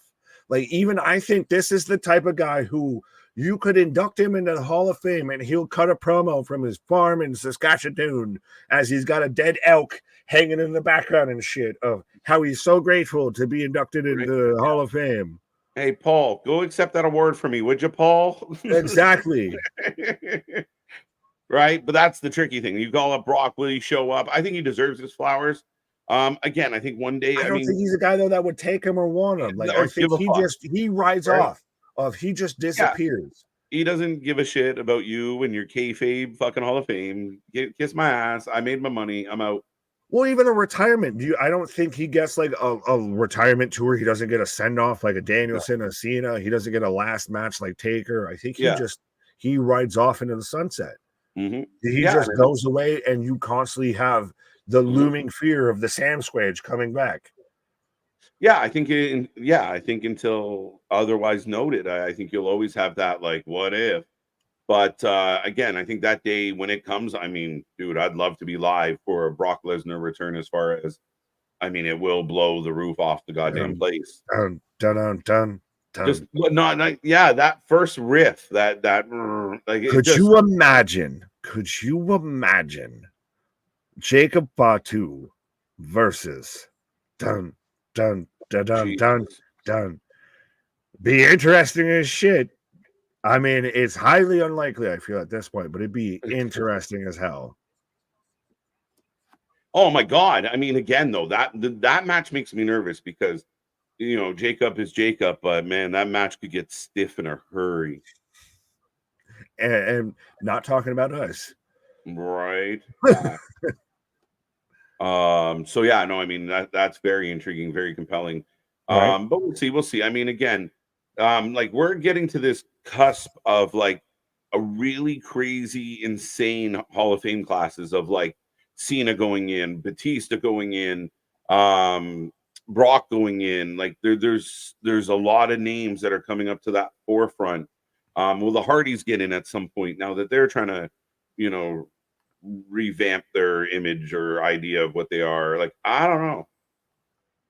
Right. Yeah, I think 100% that it's like you see with like the NFL and the NHL and the NBA, even if you get these kind of crops of like, oh, these are a lot of guys that retired and everything like that are kind of reaching that point at the same time.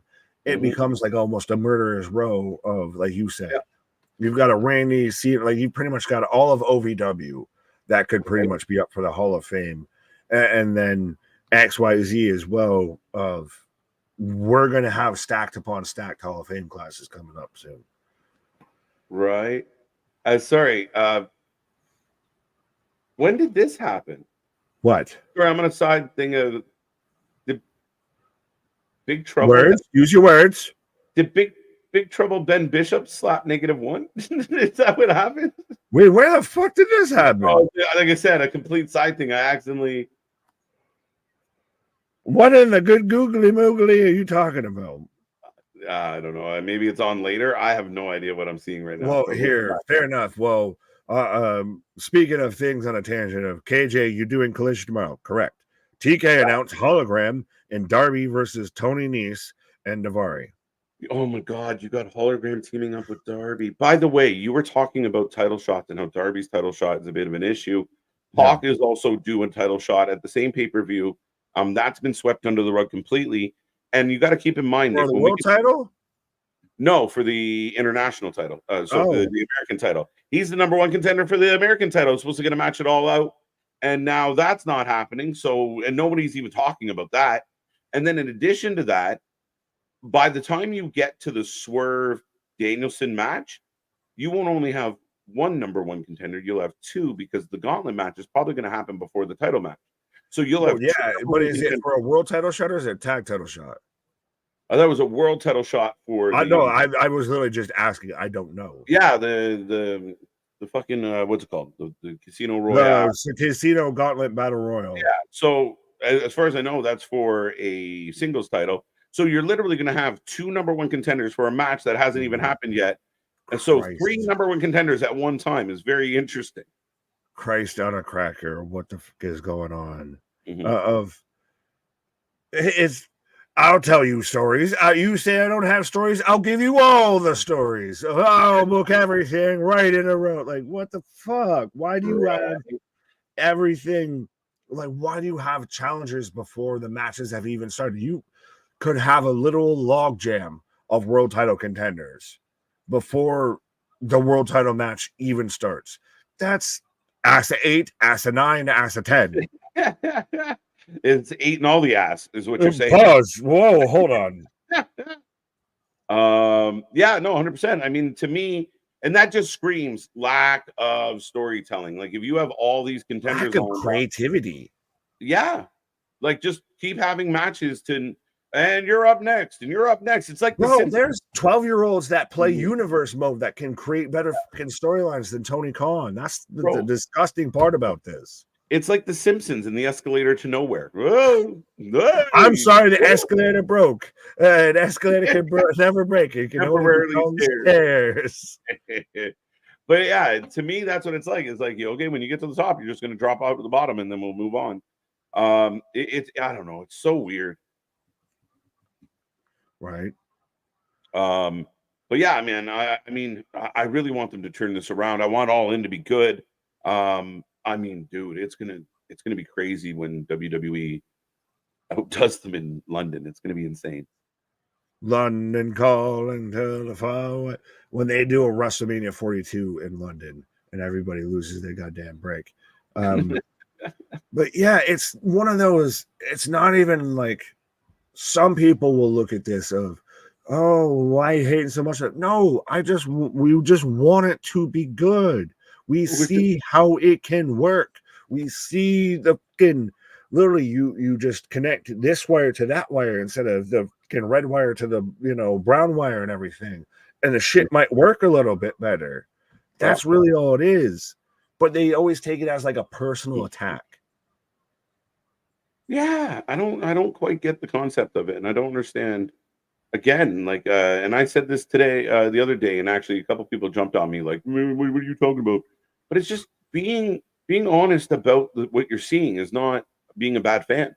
Actually, you could help the company. Like if a Meltzer would go onto his chat rooms and into his bullshit and tell the people that are reading his bullshit that there is a struggle and this is what he's witnessing, then it only helps the product, because when the fan base is being honest, you have no choice but to change. Right? Look what happened with Cody and The Rock. When the fan base is vocal, the company has to somewhat, and we've seen Tony change a lot. So you gotta do something. It's a crazy state when honesty's become, an issue, when honesty's felt more like an attack and everything. That's a really crazy mindset, I think, to have of, no, you have to be open to criticism and critique. Yeah, 100%. Like, I don't get it. And again, I like it's taken like such a personal insult of like, I didn't like Dynamite. And then there's people like the people commented at like when we asked for the ratings from the fan base of like anybody that said that show was awful is ridiculous and you don't have to watch, like just go mind your own business. I'm like, that's not the answer. We want to watch the show. Yeah, like, why go at people that might critique it as, did you just get a win? Yes. Yes. Yes. Yes. Yes. Yes. Who's going to win it all in so he can keep his career going, and because he hasn't signed a deal yet? Yes. So what is your take on that? Like what, like you're putting the cart before the horse. Holy shit. Did you fucking telegraph the fucking end of that match? Holy tap dancing Christ. Did you sit there and point out the North Star and say, look here? Because we already knew it could have been a thing, as we're getting Yuta versus Swerve next week on Dynamite. You thought it could have been a thing. And we're getting had it to where that's where Danielson goes hell for leather, because you don't know if this is going to be his last match. Yada, yada, yada. The second you put that at stake, you've killed everything. I think so. Yeah. You know he's not going out that way. You know it. It's obvious to see. If he does, it'd still be insane. It would be fantastic if he goes out that way. He goes out on his shield. I really, really, really, really doubt that's going to happen. But yeah. I just can't imagine. Again, maybe we're wrong. Maybe there's something we don't know. But then again, I think you could approach it differently. Like for all of a sudden Brian to say, if I lose this particular match, which isn't really a grudge match, a hate match, it wasn't long in the waiting, it wasn't a big build, and all of a sudden for him to come a run back from Wrestle Dream. Yeah, and then to be like, if I lose this match, I'm done, and then lose, it would blow my mind. Like, look at all the fanfare they gave to Sting. What happened? I will say this, and I'm going to pause briefly here after this, but I think it's the exclamation point on what has not been a great world title run for Swerve, and no one wants to admit it. Mm-hmm. Yeah, and I mean, I think, and as Nick takes a pause for a cause, like he said, Rampage is rolling on, folks. But like Nick just said, I mean, that's been the problem is Swerve from the onset of his title run has been handcuffed. And it's been unfortunate for Swerve. I think a lot of us in this chat right now are big fans of Swerve. Swerve's done a lot of good things, meant a lot to the company. We were thrilled to see him win the belt. But instantly you have Jon Moxley come out, cut a promo about the New Japan title that Jon Moxley just won. You had him overshadowed. You had him in the back room.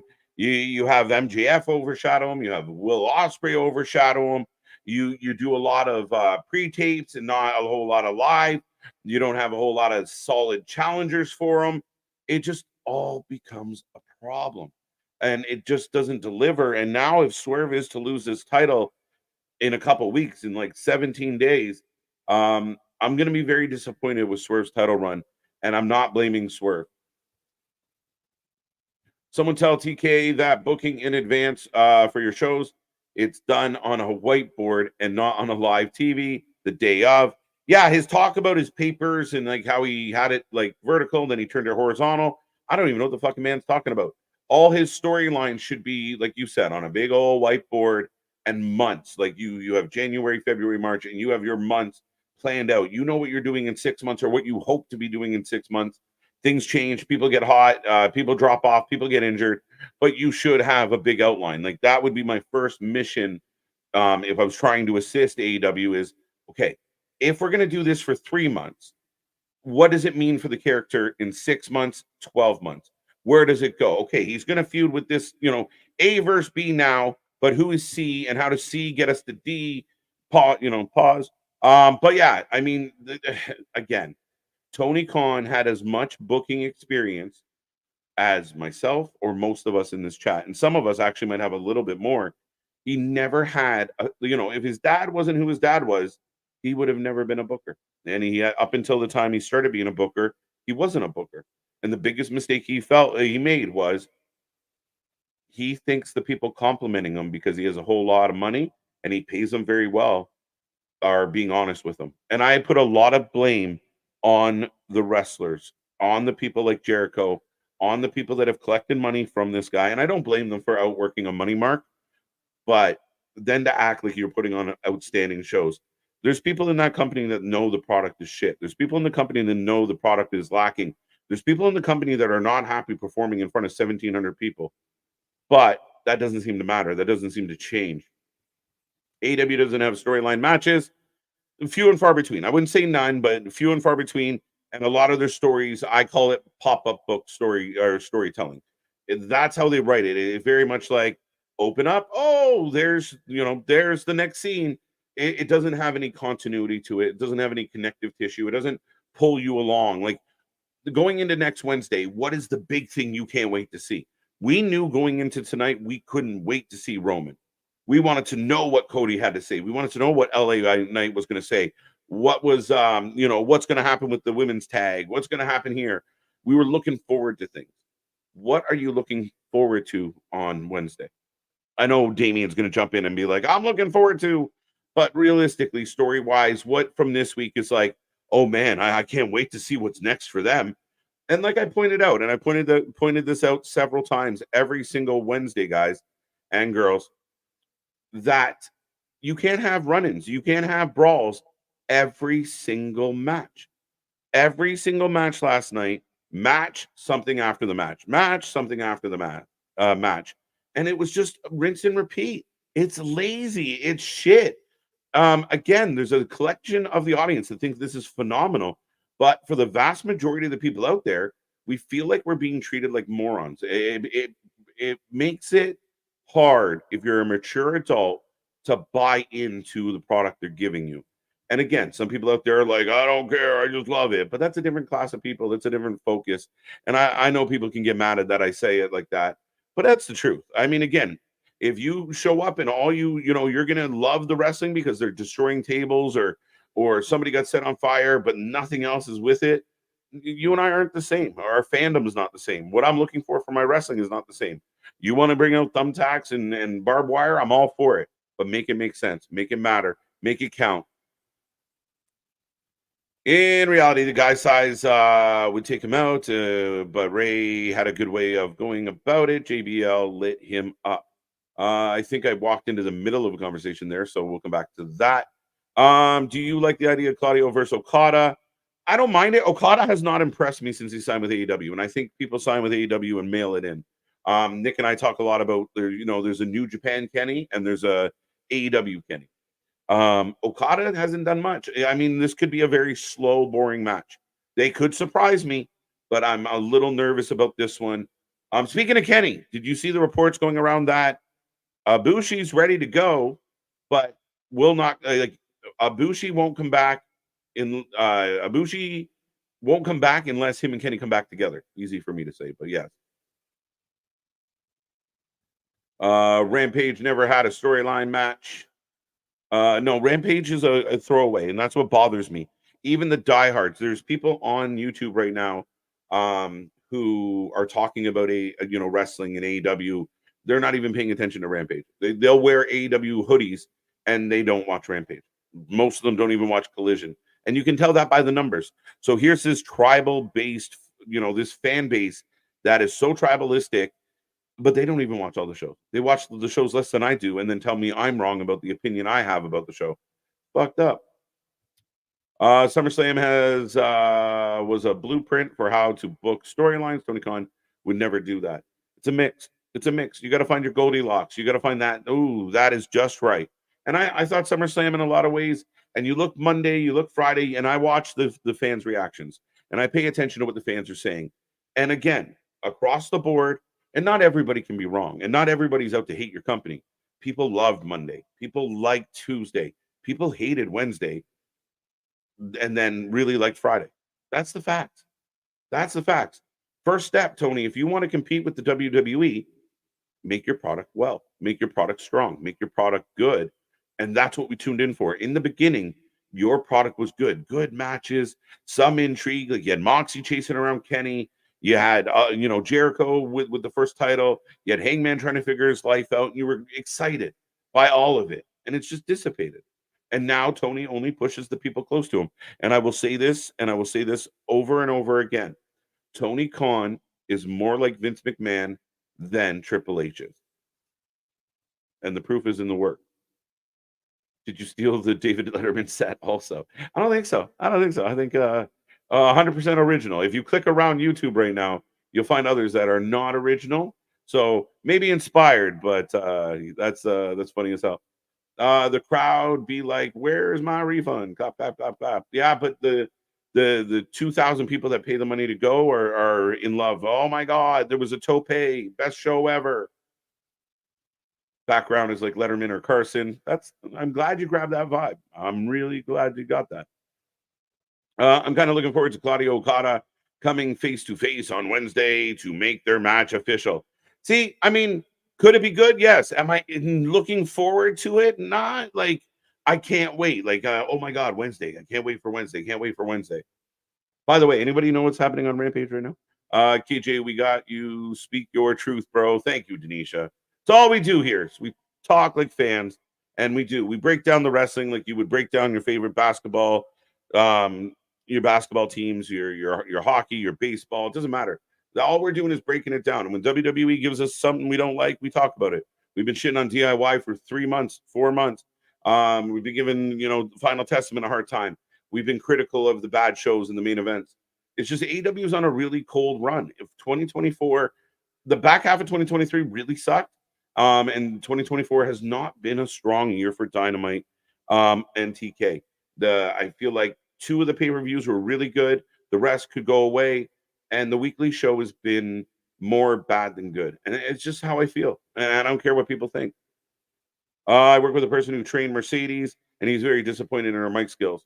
Jared. Yeah, I mean, again, I'm surprised with the acting classes and wanting to be in Hollywood and thinking she's a Hollywood star because she was on The Mandalorian. You think she'd be a little bit of a better promo. I will say her as a heel is slightly better. Her with Camille has been good. I kind of gave that some flowers this week. One of the better things on the show because it felt realistic. It felt more genuine than her trying to be babyface. And she comes off very rehearsed and pretentious as a babyface. It didn't work. So I will give them credit. I'm very intrigued about Britt Baker and Mercedes and how this plays out. That is 2 big egos going toe-to-toe. Daniel, KJ, Nick, Tony Khan just announced Swerve Open Challenge Eliminator match. Shut the fuck up. Not you, Daniel, but seriously, I missed that. So another open, why Eliminator matches? Why can't you just have a match? Why can't you have a straight up match, one-on-one against the champ. It's just a throwaway match, or some jobber stepped on the champ's toes, and the champ has, wants to get a one-on-one non-title match just to beat the shit out of this jobber. Why does it got to be eliminators? Speaking of an eliminator, total elimination. I had to do the Joey Styles there. Well, no, since someone was saying that you stole Dave Letterman, so should we do like the Letterman, like top 5 things Tony Khan fears? Yeah. I already got like a solid 2 and a solid 1. So top 5 things that Tony Khan fears. Number 5, sensible booking. 100% we've seen through and through that this man just literally books shows backwards. Right. Yeah, none of it makes sense. Again, I'm not gonna lie, I'm not even really that focused on Rampage at the moment. Number 4 of things that Tony Khan fears, his father, because 100% a bit, or at least, well, he doesn't shy away from public embarrassment. So I guess maybe we'll go. Maybe not. Right? Yeah. Number three things of things that Tony Khan fears, of actual storylines. This man is anemic to it. I don't know what's going on with this, what have you. Of now, I just even had. Do we still have the Outcast? When the fuck is this still a thing? Yeah, they don't go away. They're like roaches. But they never they never advance to a story that's that bleeds over into Dynamite. The shows aren't connected, pardon me. But the shows aren't connected at all, in especially when it comes to Friday. It's not like they do some stuff here and then it bleeds into a Dynamite. It's like purgatory. That's fucking Rampage, my guy. It's just purgatory. Purgatory. Things Tony Khan is afraid of. Number 2, I believe we're at number 2 right now. CM Punk. No, that's number 1. No. Oh, trust me. I got a number 1. Okay, I got a number 1. That is 100% number 2 of this man feared for his life, what have you. That is number 2. Do you want to know number 1? Number 1, drum roll, please. As I guess I got to do the Schwimmy Schwammy, Johnny Carson. Number 1 thing that Tony Khan is afraid of: the truth. The truth shall set you free, Tony Khan. I had that a little backwards because number 2 was facts and figures, and number 1 CM Punk. Well, the 1 doesn't work there. 1 doesn't live there anymore. But the facts you cannot run away from. The truth you cannot hide from. Facts. I mean, it's hard to argue, but again, anything being less than great seems to be Tony Khan's kryptonite. So valid. There you go, folks. Our top 5 of the night in honor of that's going to be the new thing, I guess. We're going to do the Letterman top 5. Right. Paul Anka. Just watch those monsters. 1, 2, 3. Jeez. Yeah. If anyone got that Simpsons reference, good on you. It was well played. As I have Soraya and Carly Cameron, not Harley Cameron. Carly Cameron. Carly Cameron. I was like, that's not right. That's not right. Something's in the wrong place here. Right. I put the wrong emphasis on the wrong syllable. Taking on Nyla Rose. Dude, I will say I'm happy Nyla Rose has gotten actual TV time, but yeah. Why? I'm not happy about it. I don't want to see Nyla Rose. Why? Bro, you'd rather watch Statlander versus Willow for the 14th time in a 3-week period? Maybe. They burnt that story out already. That's something that should have been your setup all the way out to All In, and they've already burnt it out. They literally just walked on their. It was handed to them. All they had to do was keep it going, and they had to do it clean and clear. And you build that into a pay-per-view, and then you have a up and coming. The winner of this should be heading towards title shots, and instead it's been a complete clusterfuck. Right. I see Damien saying about go. No, I was just laughing at this. Thank you very much, KJ Nick. This is Letterman Show. Yes, I'm Oli Cyber. I'm all this and more on 60 Minutes. Well, if people are going to copy us, we're going to copy Dave Letterman. Fuck off. Hey, we'll reach for them stars, my guy. You've already got the gray beard and everything. So you're old Letterman. I'm like you slightly younger Letterman. Youthful Letterman. There we go. You're post Leno and I'm pre Leno. Fair enough. Fair enough. But yeah, I mean, I don't even know what we're talking about at this point. That's fine. Right now, I've got Nyla Rose about to looking for it. Oh, she fakes the tope in the most obvious of ways, and gets caught up in the apron when a baseball slide by Saraya, and is just now eating elbows. Eating all the elbows. Right. Yeah, like again, I don't care. Like I don't know why these two women like I don't know why any of these women are on my TV. And again, it's a bit of a catch-22 because I do want to see the women booked more, but I want to see them booked well. That's the thing is you hate to say why are you on my TV screen because you want people to have TV time, but you want their TV time to matter, to mean something. Yeah, I don't want TV time to like again, I think there's a long list of people. Jericho, Saraya. It's just a collection of people we see every fucking week, and it is expanded to like a Orange Cassidy to a degree. Of I just don't want to see them. I'm not interested. I don't care. It's rinse and reuse. It's you feel like you're getting new people on screen, but there's no reason why they're on your screen. That's the thing is, it's not exactly even who you're using; it's why they're using them. That's the bigger statement. Yeah, like what is the point? What are we where is this going? What are you achieving? What are you achieving with this? Yeah, 100%. And I think when the AEW fans say to me, well, it's not a really, they're not really stories, but like you're going to get these good matches. Are we getting a good match right now? We're getting a match. Like, that's my question. Like, you really, like, if this match was booked on SmackDown, would it be the first, second, third best, last, worst like, best? Where would it rank? What? Yeah, right? Like, where would it rank? I was sorry. I was just going to say, I've literally seen as evil wearing picture of Saraya's just like doing the clubbing to the back blows of this is a lot of just your generic women's wrestling. Yeah. Again, we got Bird Lady and Tiffany Stratton and Naomi and Jade and Bianca, and we're getting tandem offense and we're getting storylines, and Chelsea and Tiffy are having issues. Actual tag teams. Yeah.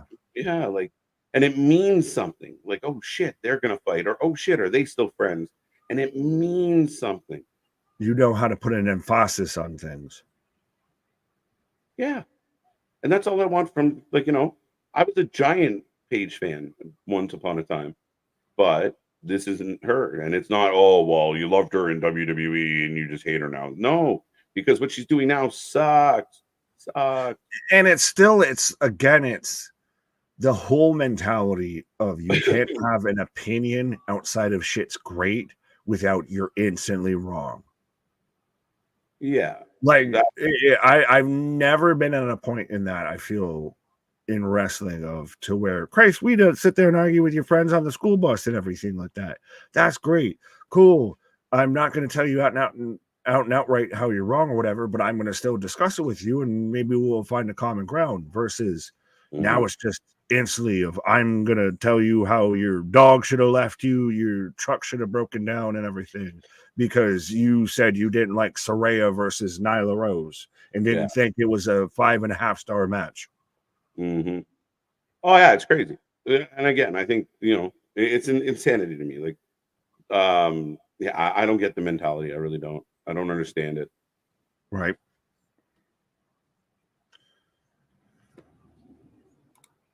Gerard Millette saying, why if because in center, nobody in RF? What? Are you like spelling out Morse code or something? What? Well, he preceded it with I don't give a darn SS. Okay. Man is literally just calling out, north, south, east, and west. I feel he doesn't like Kanye's children. He hates Kanye's family. Funny shit.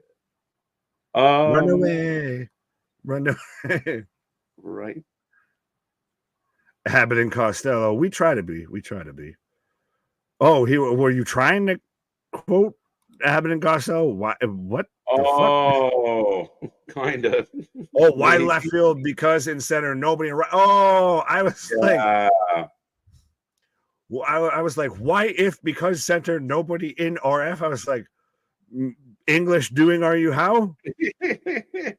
You guys got to remember, like I said to Nick earlier, we can't read thoughts, even though we try and make each other. But, we can't even read our own thoughts, let alone yours. Right.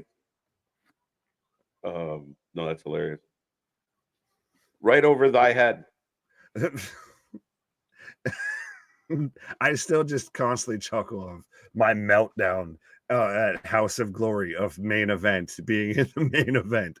And it was literally just absolutely that and just honest, genuine. No, who's in the main event? The main event. I fucking know it's the main event. Who's in the main event? That's what I'm fucking asking. That's what I'm fucking asking you. Oh, son of a bitch. The main event's in the main event. Right. Well, that's just confusing. Happy K, have it your way. You rule. Hashtag not sponsored. There, BK. If you use that for an ad read, I want a commission. Right. Or at least some free onion rings.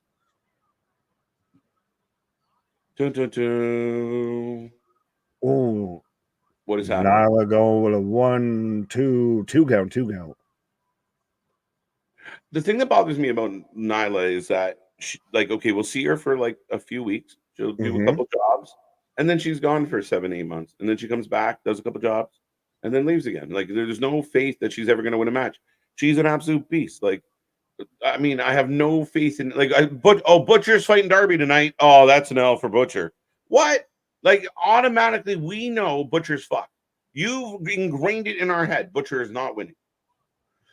Yeah, well, you've set up the precedent. Granted, I feel worse for like an Abaddon of she's like the goddamn Halloween bunny instead of the Easter bunny, or the fucking groundhog of only shows up once a year around this season come Halloween time, and she'll maybe get at least mentioned in a match or featured in a match, which she'll still probably lose, but that'll be her one booking on television.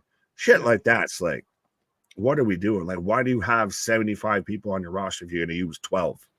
I still think there's a quota. I think like contractually he has to use them so often. And tax write-off? Well, I think it goes like, if you don't use me within so many days, then I'm a free agent and I can leave. So he has to, cycle them back in. Like Lance Archer gets 3 matches next week. And then all of a sudden, Bandito is back and having matches, which everyone forgot the fuck about that guy. Everybody forgot about Vikingo, who I believe is also signed to all. Vikingo? I think they all got hurt because they all lucha. When you do lucha 7 days a week, it don't work that way. You can't lucha 7 days a week. You can't go full lucha, bro. Never go full lucha. Only go half lucha. No, I mean, again, it's like playing in traffic. Eventually you're going to get clipped. Like, you can only do it so many times before the odds aren't in your favor. AW, fuck around and find out. They book it for sickos, and that's their new theme. That's the tagline. Right. AW Dynamite, fuck around and find out. Yeah, 100%. Oh, 2 chops to the throat. 2 chops to the throat. Oh, she was supposed to grab the feet, but fucked it up the first time.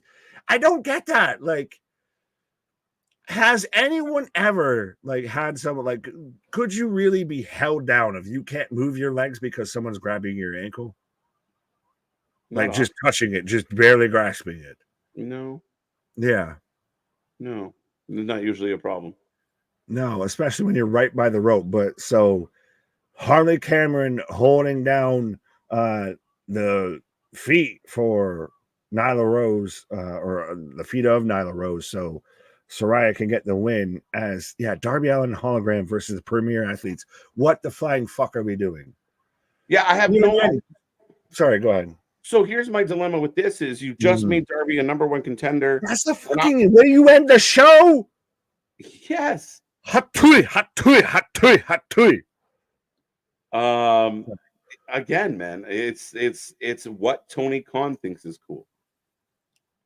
Tony Khan doesn't even think Tony Khan's cool at this point. You know, he thinks Let's be honest. Great.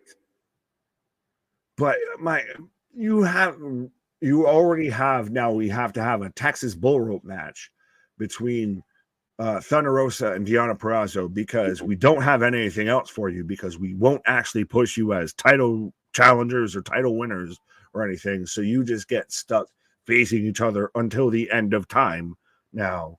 And but think about it. Even then, you started off your show with Darby versus Butcher. Still Darby, still your second in line world title challenger. You start off the show with that, and you end with Nyla Rose versus Saraya with a terrible, screwy finish because of Harley Cameron. Hot tui, hot tui, hot tui. Hot garbage. Yeah, instead of booking the way you're supposed to book, Tony, I said Tony lacks confidence in his booking, and you see it all the time. He makes like this whole thing. I never heard of it. Of like, oh, the NBA is going into the fourth quarter. We're gonna give you 2 shitty matches on our pay-per-view and make you stay an extra 25 minutes so we don't go inside. Like that is a Tony publicly Khan announcing you're gonna run out the clock. Yeah, makes you look like a pussy. It's a feline. Right. Well, yeah. Call it what you will. It's purring, and it's not. Selena Kyle. But yeah, I mean, I don't get it. But we usually don't take a rating on Rampage. If anybody wants to chime in, I've got the most fitting movie following up Rampage right now in The Hangover because holy shit, do I feel like I have one after watching whatever the fuck that was. Like, and it's again, I will say this again after we've gone at Tony hard in the paint. I will say this again. No true wrestling fan wants AEW to fail because it is nothing but greener pastures for pro wrestling. It is more wrestling, potentially more good wrestling, an opportunity for talent to get exposure, etc. We just want it to be better. And the fact that that's a terrible thing to say towards AEW fans is way more of a hindrance than they know. I just want to be entertained. I want to go back to the beginning. And I want to be entertained. And anybody that is like, if you don't like what's happening right now, you're stupid. Again, I think that's Papa Tony, start the story over. I missed a couple chapters. Yeah, no, I mean, again, at the end of the day, it's not my job to entertain myself. We do this because we want to be entertained by the product.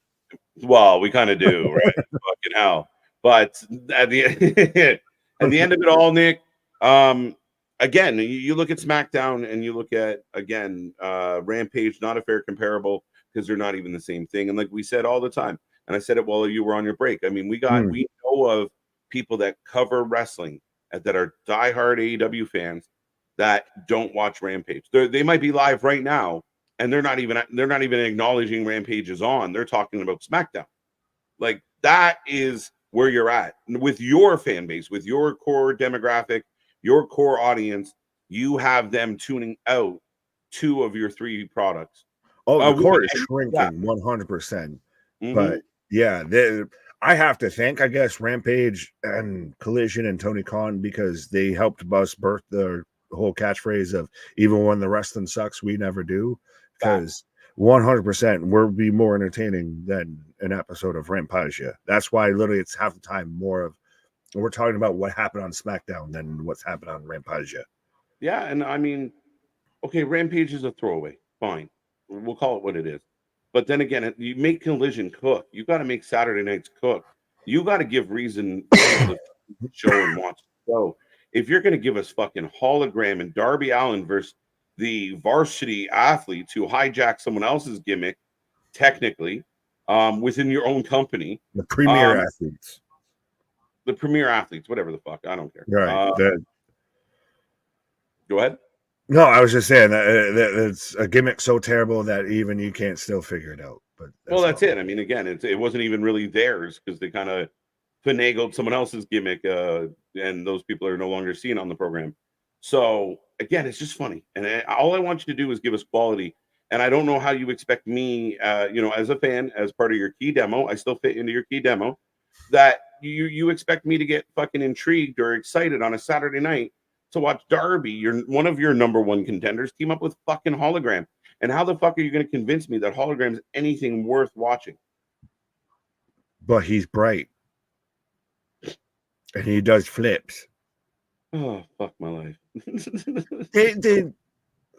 I'm not going to say it. I was going to say that AEW at times books for window lickers and glue sniffers. Neckbeards alike. I mean, I wasn't going to go there, and you just like fucking stab it here. Like, oh, you were Thor with the coffee mug. Another. Right. It's the same thing I said about the people throwing dirt at, like, fucking throwing all the mud at Nia Jax, of like men that have never sniffed a woman telling Nia Jax to fucking go on a diet. Kiss her ass. You wish. Anyway, back to the point. 5 out of 10 stolen Letterman sets. There you go. I think ours are better. FTR versus the Outrunners tomorrow.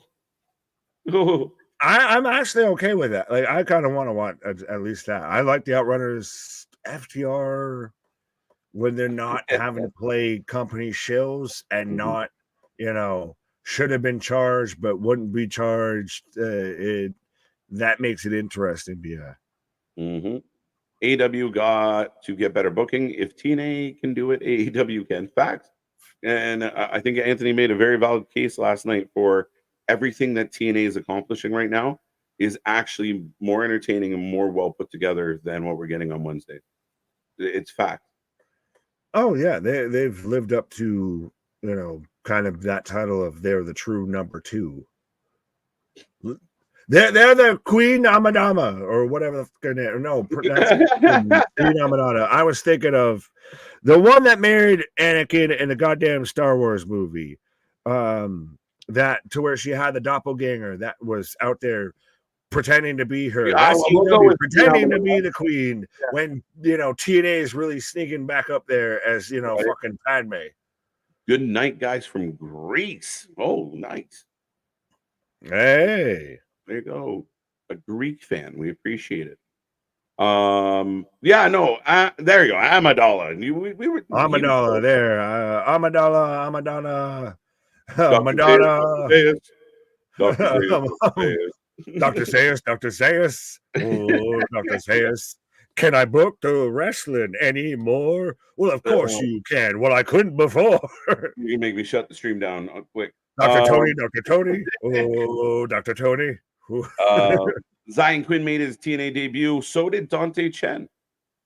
Yeah, well, I don't know. Zion Quinn's not TNA or not in NXT. Dante Chen is still NXT, and I know he was in like the emergence, like for the X division. And we also, we had, what was it? Joe Hendry versus Wolfgang. Yeah. Is that coming up? I think that happened this week. Yeah. Oh, no, wait. No, it happened last week heading into. It happened this Thursday. Yes, I believe. Yes. Meltzer always gives Tony anything, and his Rancho Cucamonga Sons.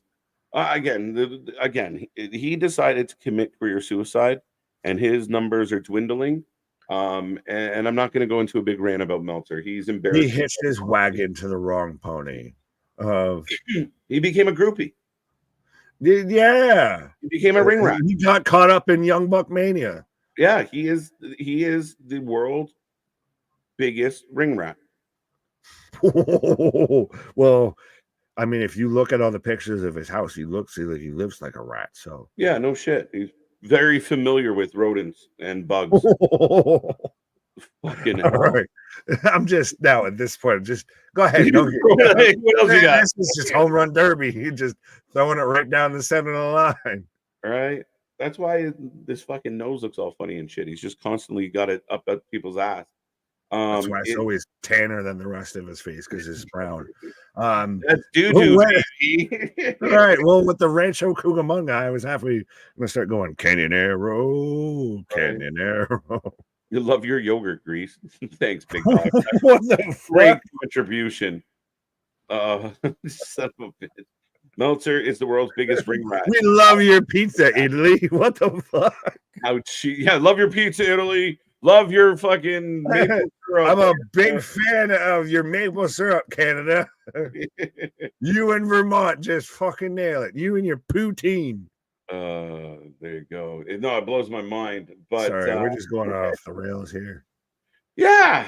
Well, a fun night. I see our numbers have dwindled down. Rampage and no booking makes KJ and Nick go something. Right. Go crazy. Don't mind if I do. But yeah, no, I mean, SmackDown, great job. Raw, WWE this week, great job. The AEW, we'll find out tomorrow how. I mean, listen, I'm looking forward to Deonna Purrazzo and Thunder Rosa in a Bull Rope match. I just wish making me watch these horrible fucking dynamites, and you have this match that you could have used instead of what we're getting. I still like that. It'll still to me be a good match. I don't like that this is what now like their fifth match amongst each other, and no one's really gone beyond this. So at this point, it's a little. So I guess we're just destined to do this till eternity. A little bit of these two are just going to be the old ones fighting each other, because you're not going to put Thunder Rosa involved with Britt and Mercedes, because she actually speaks up about bullshit backstage and everything, and you're not going to do that with Deonna, because again, same thing. So you have like the Outcasts now have to have their own feud, while the Egos have their own feud. Well, that's kind of what happened, and again, we're going to tap out, but that is generally what fucked this company so bad. And we saw it, and it started with the Bucks. It's very high school and it's cliquey. So the Bucks only wanted to work with the Dark Order and Hangman and their friends. So they can't expand to the rest of the roster because they don't want to work with the other members of the roster. They just work with their people. Then Britt only wants to work with certain people. Like, I want to know, I want to be a fly on the wall as Mercedes signed there for a couple years. Britt still signed there. How do they get along? How does the locker room get along with egos like that only seem to promote themselves? It is not a healthy environment. Can I guess that they have separate locker rooms? Yeah, 100%. More and more, doesn't it feel like Vince McMahon WWE? I don't even need to go even with that way of, I think this is a bit, but this is all of just, they're all shooting each other in the fucking foot of this, showing why they would be an issue if anyone besides EW ever wanted to hire them. Yeah. Like if I'm Hunter, if I'm WWE right now and Britt Baker's contract is up, I'm not invested. You're going to be nothing but a fucking problem. So I don't care. Yes and no, because I think, sorry to interrupt there. No, you're good. I think there is that window, like the same conversation they have with Punk. Punk, are you no, because Punk had been there. Punk had knew the system. Yeah, but he horribly been there. Like one of the biggest horrifying wrestling breakups ever. But I think it's a similar conversation. I'm not comparing the two. What I'm saying is that it's like, okay, Britt, we've heard stories about you. You need to come in here and play our game, our way, and we'll do everything we can to help you. But if you start fucking around, you will find out. I don't think she'd go for it, though. That's the thing, is I think you have ego versus ego right now with this whole feud. Yeah, that's the dilemma. And I think that's the interesting part about this whole storyline. But we could beat this to death. 007. Well, I will just ask, so when the Young Bucks and everybody have actual like group talent meetings and everything like that, do they just do High School Musical of we're all in this together? No, I mean, again, I can only imagine being like a vet, been in the Samoa Joseph having to listen to Nicholas Jackson tell you how you could be better. Yeah, I will choke you the fuck out right now. Yeah, like, how do you take this seriously? Like, these two are ass grabbing and making dick and fart jokes, which fine, all fair enough, but you're supposed to be the EVPs. You're supposed to be grown ass businessmen, and that's been the problem with AEW is it's upside down. And they need to address it, because 2025 looks bleak, and the mixed messages about what's happening at Warner Brother Discovery is interesting. but I don't want this company to go away. I really wanted to figure it shit out. No. And I just wish this company would actually watch, full matches. I feel like this company's run off a bunch of people that have watched highlights of wrestling. They watched, the DX spots to where they're doing the whole press conference and getting in swear words that they shouldn't have. And Tony Khan watched all the big high spots and the, putting Mae Young through the tables and stuff like that, but never actually sat there and watched how we got there, why that worked, why those moments worked. Yeah, again, it wasn't about that press con. Like one of my favorite things ever, right? The whole censorship press conference, but it was what led to that moment. Why was that poignant? And what came after that too? Yeah, like that's where you had to make it work.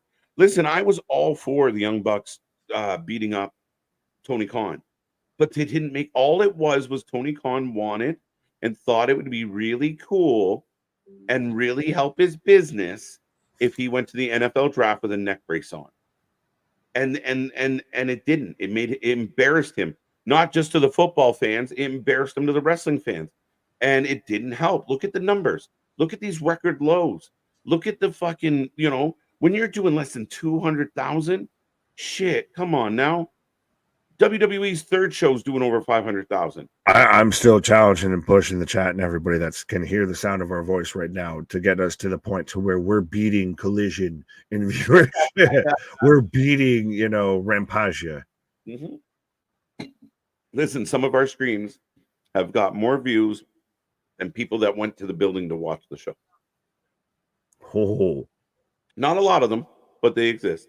And as we continue down this path, that's what I want. Like you sold 2,000 tickets to a Dynamite here, and we get the clicks that we need to get. So it kind of makes me laugh. But that's it. I got nothing else, my guy. Like I'm pretty good. Chat. We want AEW to succeed. SmackDown was a really great night.